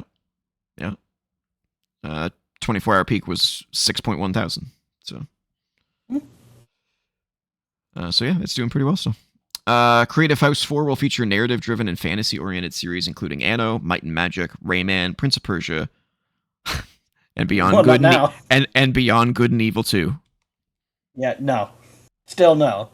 Not happening. Finally, Creative House 5 will center on family and casual games including Just Dance, Uno, Hasbro properties, Idle Miner Tycoon, Catch App, Hungry Shark, and Invincible. It almost seems like the houses are numbered from priorities to least priorities. Yeah. You know? Yeah. Which makes sense if you look at those names, right? Like all the casual gaming crap is on 5. All the Ironically, that's probably like Just Dance is probably what makes them a bunch of their money. Yeah, I completely forgot about that damn game. Creative House 4 has stuff that's pretty dead. Anno is probably the only active one. Might and Magic, Rayman, Prince of Persia, and Beyond Good and Evil are all kind of dormant at this point. Yeah. And then you got House 3, so now we're going up. We got For Honor, The Crew, Riders Republic, Brawlhalla, Skull and Bones. All those are pretty active. Creative House 2, you got The Division, Ghost Recon. And Splinter Cell being in Creative House 2 is interesting. If this is really like a priority house kind of a thing. If that's in House 2, then there must be a big project in the works for that series. Or about to start, I suppose, with the restructure. So, yeah. It's Ubisoft again. Hopefully we don't hear about anything Ubisoft related for like the next year. I don't want to hear anything from them. I'm just annoyed at this point, right? Yeah. All right, let's get to some more cheery news here. This one was really random. Surprise! Nintendo has released an unexpected free update for Donkey Kong Country Returns HD, adding Dixie Kong and a new Turbo Attack mode for the game on both Switch and Switch 1. or sorry, Switch and Switch 2. The Switch 2 version of Donkey Kong Country Returns HD gets additional improvements while with improved loading times, higher resolution visuals, and the ability to play in co-op with a friend who doesn't have the game themselves via game share. Hey, that's a thing that you can use as a game share. Keep that Switch 1, man. Play co-op games with your niece. Yeah. With two Switches. It'd be cool. So that's pretty cool. Always like free stuff. Yeah. Next up. Ex-Nintendo of America boss Doug Bowser has officially joined Hasbro. He's joined the board of directors at Hasbro. Bowser departed Nintendo on December 31st, less than a month ago. He had served more than a decade at the company and 6 years as Nintendo of America's final boss. Final boss? Okay. Yeah, it's a joke. Like final boss. Final boss. Bowser. Yeah. Following the departure of previous president Reggie. Remember when we used to call them big bosses, and then there was a character called Big Boss, Big Boss. And we couldn't do that anymore? Couldn't do it anymore. Nope. Well, The Rock's nickname is Final Boss in wrestling, so I guess we can't use that either. Bowser's time at the company was notable as he oversaw the success of Switch and the record-breaking launch of Switch 2 while gamely acknowledging all the jokes about his surname. And it's pretty funny. Nintendo's former chief will be joined as a newly installed member as of the Hasbro board. Yeah, nothing really more to say. I mean, Hasbro owns Dungeons and Dragons, Magic the Gathering, Monopoly, Transformers, a whole bunch of stuff. So interesting. Whether this is just a, hey, let's put him on the board and see what happens, or if he's actually like getting in there deep, Because I've seen so many of these happen, and then nothing occurs, and then they leave like 6 months later. Yeah, but like this guy was at Nintendo. That's a pretty big company to work at. So I would assume that if you could get him on your board, you'd probably want him. It's like when Reggie Fils-Aimé left, and it was yeah, he started popping up other places doing stuff like the whole GameStop thing. Yeah, is he still on that board? He was only on there temporarily. I don't know if he's still there. He was brought in as like temporary CEO or something to manage that whole debacle. The whole debacle. Yeah, that was a thing. I mean, the thing is, GameStop still exists for the time being. For the time being, yeah. So he clearly averted catastrophe there. Even though they closed how many stores? Was it 500? Yeah, but it's better than closing all of them. True. That's the point. Yeah. Like I obviously think like he and everything they did was only delaying the inevitable because like that store's toast. But better than having it crash and burn over the course of that like week that happened. Yeah. All right. So this story actually has an update, but I'm going to read the original one first to set the context here. CD Projekt has confirmed it issued a DMCA strike on a paid Cyberpunk 2077 VR mod after its creator refused to make it free for everyone upon the studio's request. The real VR mod for Cyberpunk 2077 was created by Luke Ross, who, according to a 2022 report by The Verge, makes $20,000 a month modding PC games to run in VR headsets. His mods are locked behind a Patreon, which sparked CD Projekt's concern. Quote, which doesn't surprise me. No, not at all. Quote, we never allow monetization of our IP without our direct permission and or an agreement in place. We were in touch with Luke last week and informed him that he needs to make it free for everyone or remove it. We are big fans of mods to our games. Some of the work out there has been nothing short of amazing, including Luke's mod for Cyberpunk 2077. We'd be happy to see it return as a free release. However, making a profit from our IP in any form always requires permission from CD Projekt Red. Yeah. Ross responded to Roster's comments to take issue with his work being characterized as fan content. Rather, Ross insisted it is independent software and thus does not infringe on CD Projekt's IP rights. Which is also technically true. This is why the whole... So, paid mods have rarely been a thing. Yeah. It's because of stuff like this. It's because you're not... Like, it's not like he's selling a new Cyberpunk game. No. He is simply modifying the functionality of the existing one. Hmm. Now, charging money for it is a bit uncouth, It's a gray area. but at the same time, people do deserve to be paid for their work, and it can't be easy, like retrofitting this game into VR. Sure, but going about it in the So, way of not talking to the developer first. Like I like yeah, this is one of those situations where like I can honestly see both sides of the story, and like I can really see justification for both, because technically he's not making money off their IP. He's making money off of a piece of software that plugs into their game. yeah. At the same time, Without their game, he can't make money. without their game, he can't make the, yeah, exactly. So it's It's a conundrum. it's a real, yeah, and that's why the modding community at large has basically stayed away from the whole paid mods thing for the most part, because it attract, like I totally understand why CD Projekt's lawyers are saying, hold on a second here. That's a lot of money. Yeah, and the thing is, nobody wants to sell a mod, have it go to a case like this, like have it go to court, and then lose, and then, you know, set a precedent that makes it harder for modders to do their thing. And they also don't want to piss off companies who allow modding to take place, because then they might not let that happen anymore. And they, not that you could ever totally stop it, but you know, CD Projekt has been pretty friendly to modding. Bethesda's been pretty friendly to modding. You want those people to be in your corner and say, yeah, go make mods for our games. It's great. It also, you know, makes people buy our games because there's cool mods for it, you know? Yeah. Which on the other hand, you could also argue is somebody is technically doing free work for CD Projekt or Bethesda when they make mods. Like, there's a lot of ways you could frame this. It's a complicated issue, and this is why people have typically said, let's just not sell mods. Let's not stir the pot. Let's just, you know, it'll be a passion thing.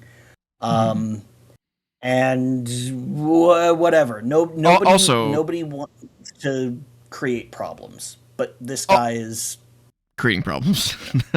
Yeah. Which we'll get into in a second. But also, by doing these things for free, but still getting notoriety for doing them, a lot of the times gets the attention of developers and go, hey, why isn't nobody hiring this guy? Yeah, you can parlay that into a game development career. Yeah. That has happened constantly with Valve. Like, most of their games started out as mods. Counter-Strike started as a mod. Portal started out as somebody's student project. Yeah. Team Fortress started out as a mod. Dota started out as a mod. Yep. You know? Yep. Like, most crazy. Of their titles started life as mods, and then Valve said, hey, these people are really talented. We should hire them and turn this into a product that we can use to make money. Most recently, Hytale, we talked about last week. These people making the mods can go legit. They can go pro. They can get paid. We could all make our money. We can make a better product than like one or two people could on their own. Like, it's a great way to get people's attention, if it's the right company, of course. And I do think that CD Projekt is probably the right company. I think that this is the kind of company that you might be able to get a job at if you impress them with a mod. And so I kind of wish that this guy had said, and who knows, maybe he did. Like, they haven't said, oh yeah, he never talked to us, or he did talk to us, or what, like, we don't know. Well, the article was updated and it does go on. So let's see what let's see what he says here. So he did respond to Rossner's claims, and he said, "quote I'm sorry, but I don't believe you are within your rights in demanding that my software needs to be free. It's not derivative work or fan content. It supports a large number of games which were built upon different engines, and it contains absolutely zero code or assets from your IP. Saying that it infringes your IP rights is equivalent to maintaining, for example, that Riva Tuner violates game publishers' copyright."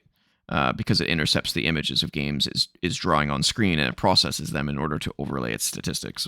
I'm not a game coder or anything like that, so I don't even know what Riva Tuner is. I think that's like some kind of benchmarking tool or something. Okay.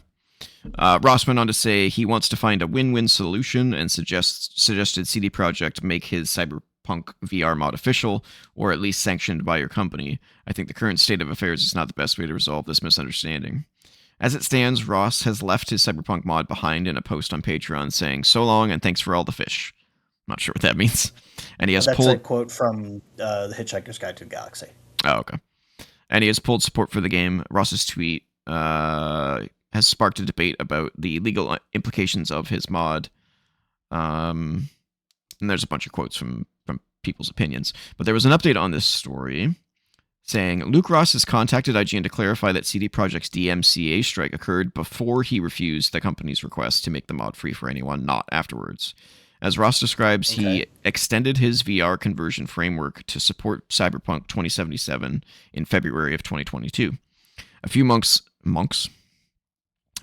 later, he contacted CD Projekt to ask if it was interested in turning the mod into an official port, to which CD Projekt declined.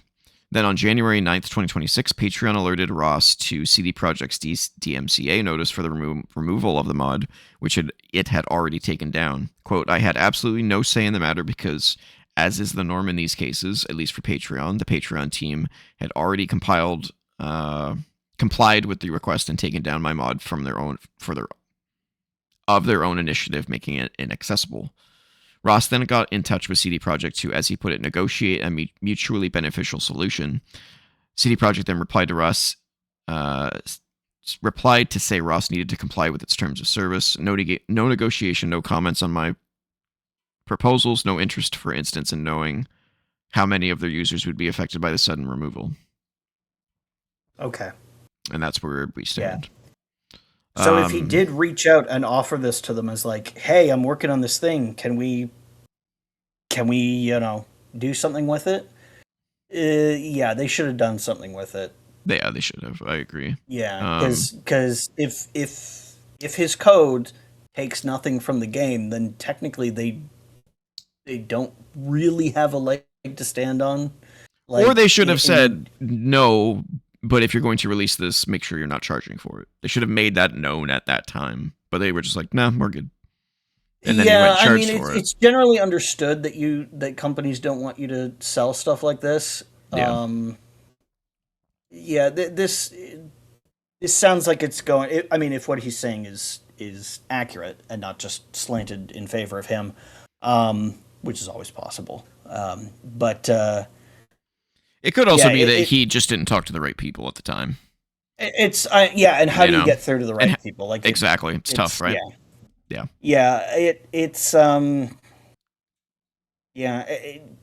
You shouldn't charge for mods, but also don't be a dick to modders. Like it's a real, because like mods can encompass so many things. Like if you fucking do, like, say, I want to do an alternate outfit, and you copy the textures from a character's clothing and then modify them and then resell them, well, then you are infringing on their intellectual property because it contains assets that they made.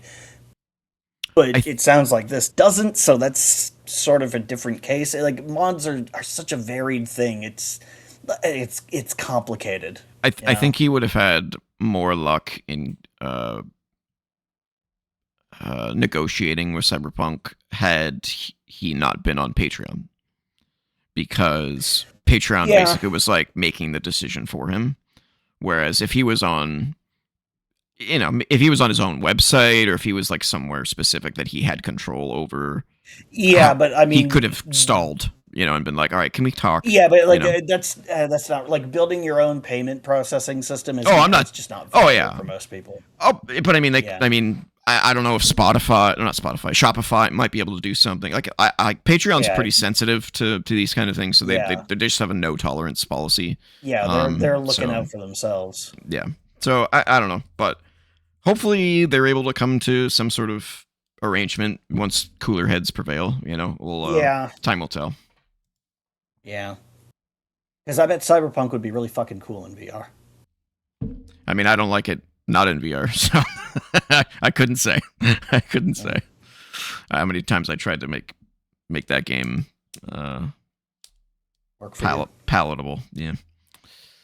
All right, as we talked about last week, Square Enix did indeed reveal the next Life is Strange game called Reunion, and it will be the series' conclusion to the Max and Chloe saga that started way back on the PlayStation 3.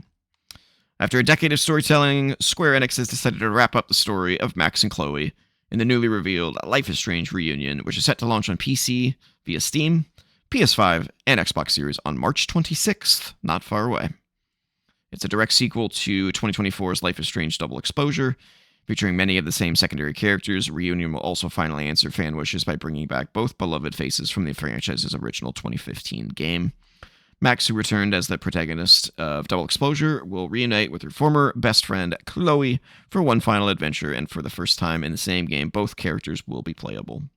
I'm not going to go on from there because it may spoil shit for those who haven't played the games yet, but I can't wait. I want to get to the finish line. I enjoyed Double Exposure. I think I gave it a 7 on here. All these games, all these Life is Strange games have problems. But at their core, the stories are really interesting and fun to follow.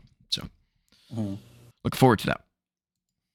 And then finally, Game Pass update for the second wave of January 2026.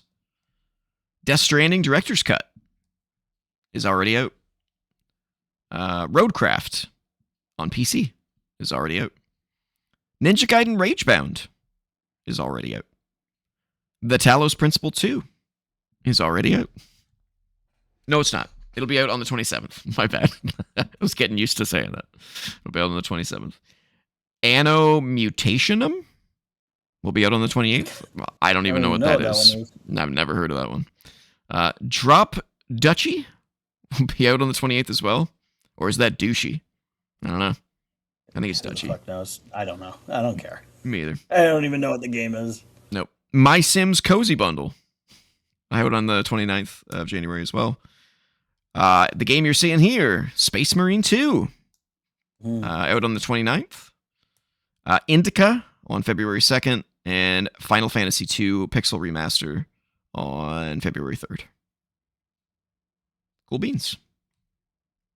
Yeah. Decent list of games there that I would love to try if I still had Xbox Game Pass during that period. Like, I'd love to play Ragebound. I mean, I have Ragebound on PC already, so I could play it there, but Ragebound.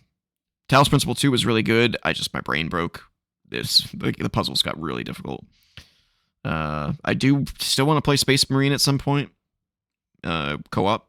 That'd be fun. Leaving Xbox Game Pass on the 31st of January are the following. Shady Part of Me. Don't know. Cataclysmo. Starbound. Lonely Mountain Snowriders. Paw Patrol World. Oh no! Citizen Sleeper 2. And Orcs Must Die Death Trap. It's a lot of games leaving Game Pass this month. It's a shame. There's some good games in there. Cataclysmo's good. Citizen Sleeper's good for the people that like the text-based games. Orcs Must Die. Death Trap's pretty good. Yeah. And that's it for the news, ladies and gentlemen. That's it for the news. So, you know what time it is?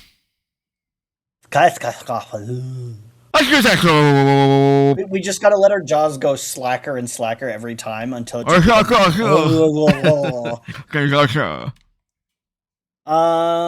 Is this Metal Gear Solid? No. That looks way better than a PS1 game. Alright. Could be the Twin Snakes remake.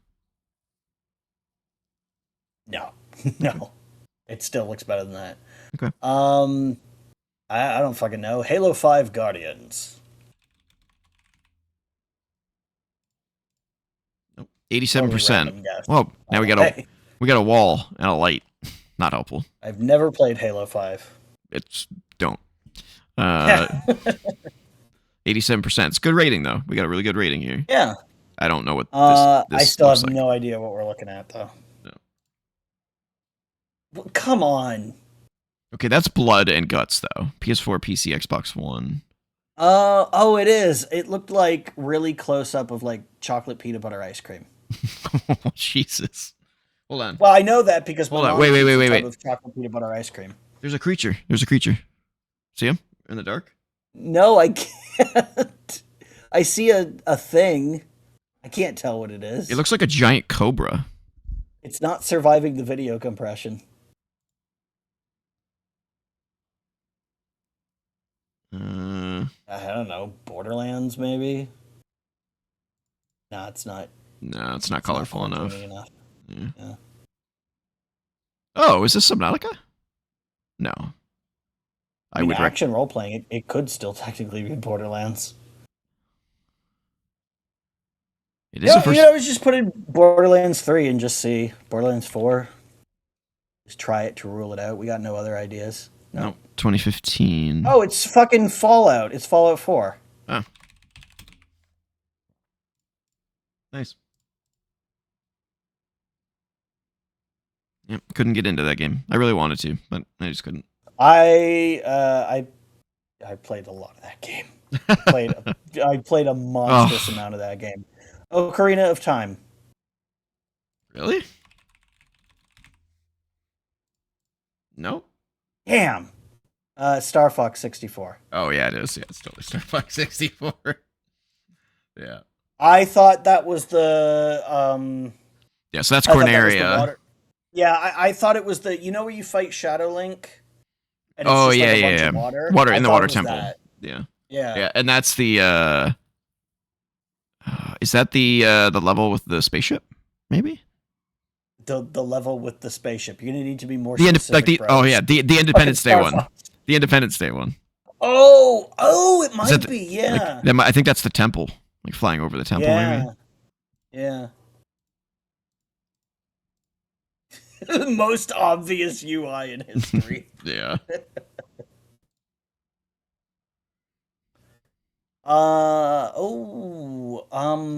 Shadow Man? Maybe? Shadow Man? Yeah, Shadow Man.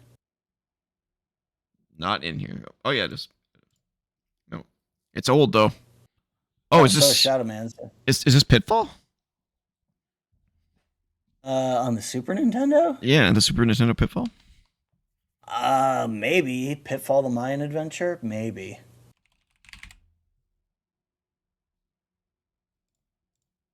No. Oh, Sega Saturn. This is all you, bro. What do you mean this is all me? Because I've played like 10 Saturn games. You know more about Saturn than I do. I couldn't tell you that. I couldn't tell you the first thing about Saturn. Yeah. Couldn't tell you the first thing about Saturn. Is it Panzer Dragoon? I don't think so. Is it Burning Rangers? I don't think so. Okay. Oh, fuck me. I don't know. Rhythm minigame on the Saturn? I don't fucking know. Oh, God. Oh,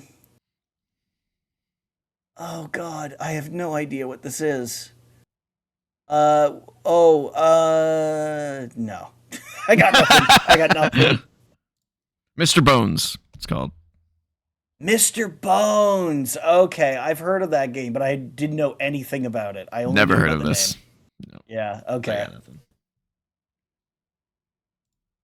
That's the first Saturn game we've seen. Yeah, I think so. At least first Saturn exclusive. Mm-hmm. Not getting anything here. Yeah, neither am I. Maybe Skyrim. Oh. Is this Ocarina of Time 3D? No. Not rated. Why is it not rated? It looks good. Yeah. What? Well, it looks good. You've seen the ground and a wall. I mean, it looks high res. This is not a DOS game or a Sega Saturn game. But it does give me like 3DS vibes. Gloomy. Though. Jesus Christ. Yeah. There's something about like Oblivion levels of bloom here. Oh, that's just the gate. Are we sure this isn't Ocarina of Time 3D? You can try it. I mean, I can't imagine a Zelda game wouldn't have a Metacritic rating. That's not even listed. Yeah. Oh, it's PC exclusive. Okay. No idea. Yeah, I don't recognize this. It's an MMO. Fuck off. Oh, it's World Come of on. Warcraft. It's World of Warcraft. Is it World of Warcraft? Yeah. How does World of Warcraft not have a Metacritic rating? Oh, it's not World of Warcraft. That is World of. That's World of Warcraft. No, World of Warcraft was 2004. What the fuck is this then? Final Fantasy 11? Maybe. Try it.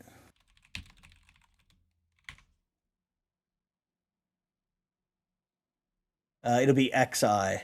Yeah. I guess I'll just type it. Just type it in. Just type it in. Oh God. No. No. What the? Joymax. This is going to be some no-name MMO that I've never heard of. This looks like a complete ripoff of WoW. Is this EverQuest? No. A year after WoW? No. No. You're right. This is gonna be some WoW clone trying to capitalize on WoW's success. I have no idea what this is. No. Silk Road. Never heard of it. No. Yeah, that was definitely a clone, a WoW clone, trying to capitalize on that shit. Ooh. I'm getting PS2 vibes. Yeah. Is this like Onimusha, maybe? Maybe. It's kind of giving me like, those, Yeah. What do you call those things? Pagodas? Yeah. Oh shit, which one? Just try any of them and see if it's the right franchise. No, it's not. 68%. 68. Okay. Oh no, it's that kind of familiar. This looks like that Vita game. It was recently remastered for PlayStation. Shit. Oh, what is that game called? You were like a member of the Panopticon, and you were trying to like run down your prison sentence. I don't know. Oh fuck. Oh no, it's PS2 game. Okay, I'm wrong. PS2. Oh god, is this going to be like Shadow Tower or something? Try to see if Shadow Tower is in there. Yeah. Try it. No. Hack and slash, action adventure. Could be God of War. Oh god, could it be God of War wouldn't get a 68. Oh yeah, good call. Is it one of the Gauntlet games? Well, I was gonna say, could it be fucking Baldur's Gate? Dark Alliance? Yeah, Dark Alliance. No. Oh, it's Devil May Cry. Oh, it's Devil May Cry 2. Yeah, the bad one.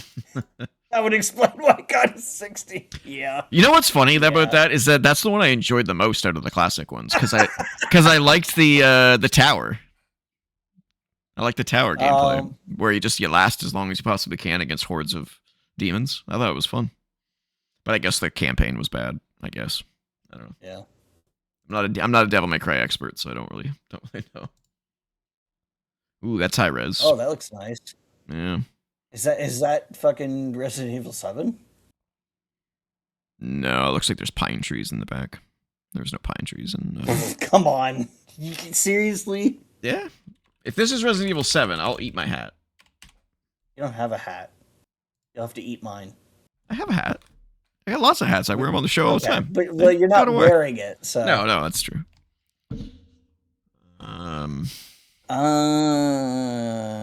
Is it? I don't fucking know. It's a rock face. There's definitely some like art style vibes going on here. There's like red and orange leaves. There are. Look, like it's very like it's got this like blurry kind of like artsy edge to it. Okay, what vibe does this give you then? Like almost like a Wukong, but it's not Wukong though. Because 74%, I'm pretty sure Wukong got a lot higher than that. I mean, we can try it. Sure. We got nothing else. Wukong. Okay. Black Myth Wukong. Oh, and I spelled it wrong. Okay, no. Wow, current gen. Exclusively.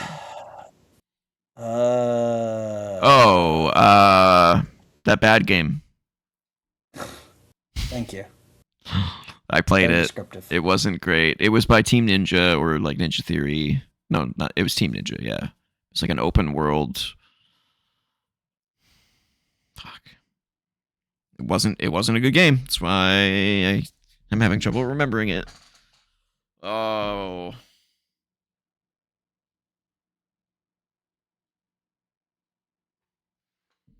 I would know it if I heard it. Neo? No. It wasn't a Souls-like. It was like an open world action adventure in the style of like a Ninja Gaiden type game, but it wasn't Ninja Gaiden. And it wasn't Neo. No, I talked about it on the show. You had like a glider that you could jump off. It's third person, just like, oh my god, what the fuck was that game? Damn it, I don't remember. I don't know. I know that like when I see the name, I'll know it. Let's see. Yeah, it's definitely. It says it's a Souls-like right there. Yeah, I know it's not a Souls-like, but it I can understand. Sekiro that you're talking about? No, it was open world. It was open world. Okay. Although this looks better than the game that I'm thinking of visually. I wonder if this is just the Demon Souls remake. No, it doesn't have any Asian-looking areas in it. There's pagodas. Yeah, it wouldn't have that. Oh, I see what you mean. Yeah. And it was a 74%. Yeah, it's the game. It's got to be the game I'm thinking of. Fuck, what the fuck was it called? Oh, it's not the game I'm thinking of. 2025. Oh, well. Oh, Where Winds Meet. Where Winds Meet. Okay, give it a shot. Are you fucking kidding me? It's not even in here? Okay. What other fucking Asian-inspired shit came out this year? Like 100 games. Oh, fuck. Yeah, I have no idea what we're looking at. I know. Play the video and maybe it'll click. No. It's not Where Winds Meet. It's the other one. It's the other one that looks. This is the whole kit and caboodle of the problem. They all look the fucking same. It's the other game that's like Where Winds Meet. Fuck. I give up. The thing is, there's multiple other games that look like that, so I don't even know which one you're talking about. It's an online one. I don't fucking know. I don't know. Wu Chang, Fallen Feathers. Okay. Yeah. Fuck. I knew. Fuck. Oh, that's Metal Gear. Yeah. That is not something you can mistake for something else. No. Not at all. See, that had art style vibes to it. Yeah. Okay. All right. Get off my ass about that. Is that Wind Waker? I mean, it looks. I know this is going to sound crazy, but it looks Super Nintendo art, like cinematic look to me. Yeah, that is why I said Wind Waker. Wind Waker's GameCube. Nintendo game. No, I meant Super Nintendo. Super Nintendo, like not. Yeah. Oh, that is Super Nintendo-ish. Like no. Yeah. No. Is that Luigi's Mansion? I'm having a hard time seeing. There's like a spooky ship in the background. Try Luigi's Mansion. Just humor me. Oh wow! Hey, smoked it. Wow. Damn. Yeah, that game was not great. The second one was great. The third one was I thought it was okay. It was a launch title. It was, hey, let's show off all the things we can do with our GameCube, Mhm. and it was good at that. Showed off some really cool Yeah, lighting and stuff. it was a decent launch Um, game for sure. yeah, I didn't need there to be any more. I was totally fine with it just being one and done. I would recommend 2. 2 was really good. Dark Moon. I haven't played 2. I played 3, and it was so long that I got bored of it. Yeah, 2 is much more like action focused. I think because it was a Okay. handheld game. It was a 3DS game, I think. Yeah. I don't know what this is. I think it's God of War 3. Nope. 96? Is this Bioshock? This is Bioshock. Maybe.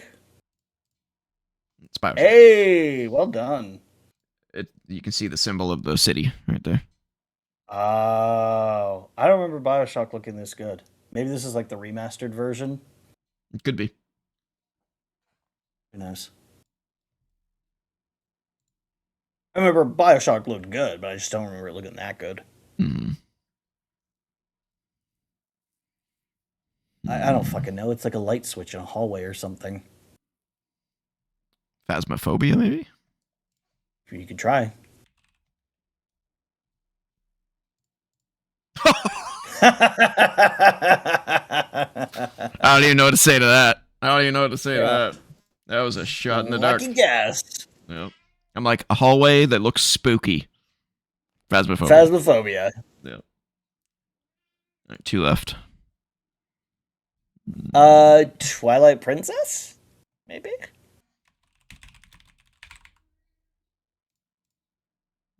87%. It had some Twilight Princess looking bloom. Mm-hmm. Is this Sekiro? I don't know.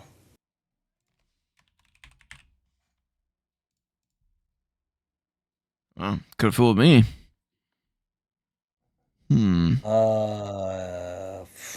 Is this like a Dynasty Warriors game? I don't usually look this good. But PS3. you could try, yeah, like 6 or something. No. Okay. Oh, it's Uncharted 2, I think. Oh, okay. The 2? Wait, did it say it was on the 360? Yeah. No. Yeah, it wouldn't did. be Uncharted. So it's Tomb Raider then. Yeah. There you go. Yeah. That's funny. That first game was so good, dude. And Rise of the Tomb Raider was so good. It's such a shame that the third one kind of plopped. All right, last one. That looks fucking familiar as shit. That looks very N64-ish. Yeah. 100% N64. I don't think it's Turok 2. That tree looks nice very Zelda-y. It looks nice enough to be Turok 2. Yeah, let's try Turok. No? 92%? Ooh. This is suddenly looking better than N64. Yeah, this is a PC game. In that era, probably. Is this Unreal? Yeah, try Unreal. I like how our brains are like on the same fucking Yeah. wavelength. Is it maybe Tournament? No. Try Unreal 1. No, it's not Unreal. It's Unreal Tournament! Oh! No, but it's not even in the franchise. Look. Unreal Tournament's probably a completely different. Well, you can try. Yeah. Oh, wow, it is considered a different franchise. Okay, good call there. I remember that level because it was awesome. It had no gravity, okay. So you would jump really fucking far. And I played like one hit kills on that level. Oh, it was so fun. Yeah, good game. Yeah, great. There's the classic map. That's the 2 fort of Unreal Tournament. Yeah, I don't like it though because you have to go over the hill and then you know. I like that one for sure. There was another one that I really enjoyed, but Unreal's super good. Super good. It's a shame that they fucking delisted it, and also haven't made an Unreal game in like 17 years or something. Yeah, come on, guys! Want to buy Unreal Tournament 2025 or 2026 with ray tracing and all kinds of crazy, visual plunder? That'd be really, You know really what's cool. crazy is that they haven't even, as far as I know at least, they don't even have Unreal Tournament characters in Fortnite, which you would think would be the easiest pull for them. Dude, Fortnite just launched Office characters. Like God. The Office. Like you can play Yeah, as Is it the American Office or the British American. Office? American. Okay. You can play as Steve Carell. Is that his name? Yeah. Yeah. And then the other guy who I didn't watch the show, so I don't fucking remember. Yeah. Here's the reason they probably don't have any Unreal characters in there, because they're not recognizable enough, because they haven't fucking done anything with Unreal for years. It might be on GOG for the preservation program. I'm not even, because they delisted it from all platforms. I mean, they might, it might be on like the GOG wish list thing. Could be in that preservation program. Yeah. Yeah. You could just go to oldunreal.com. Epic apparently doesn't care if you just download the game anymore. I think they've just said go for it. We don't care. So at least there's that. But like, how do they not care about such a monumental series? Not to start a rant at the end of the episode. So let me go. You go to YouTube.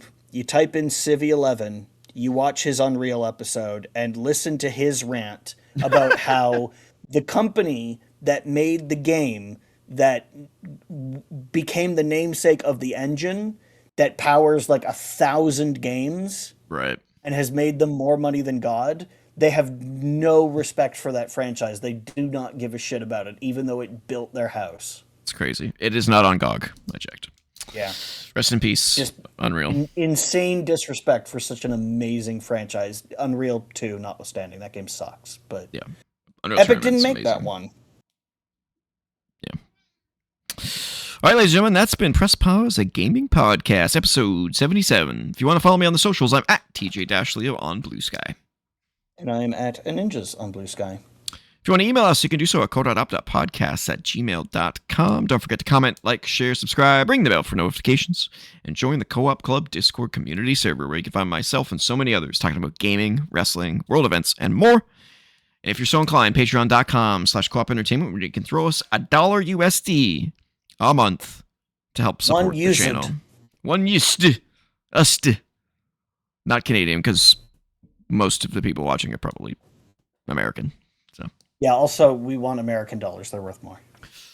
Also true. Also it's true. like $1.33 for us or something. Yeah. Yep. That's all we have for today. Until next time. Get back to gaming. I will. I'm going to get back to Metroid as soon as we're done.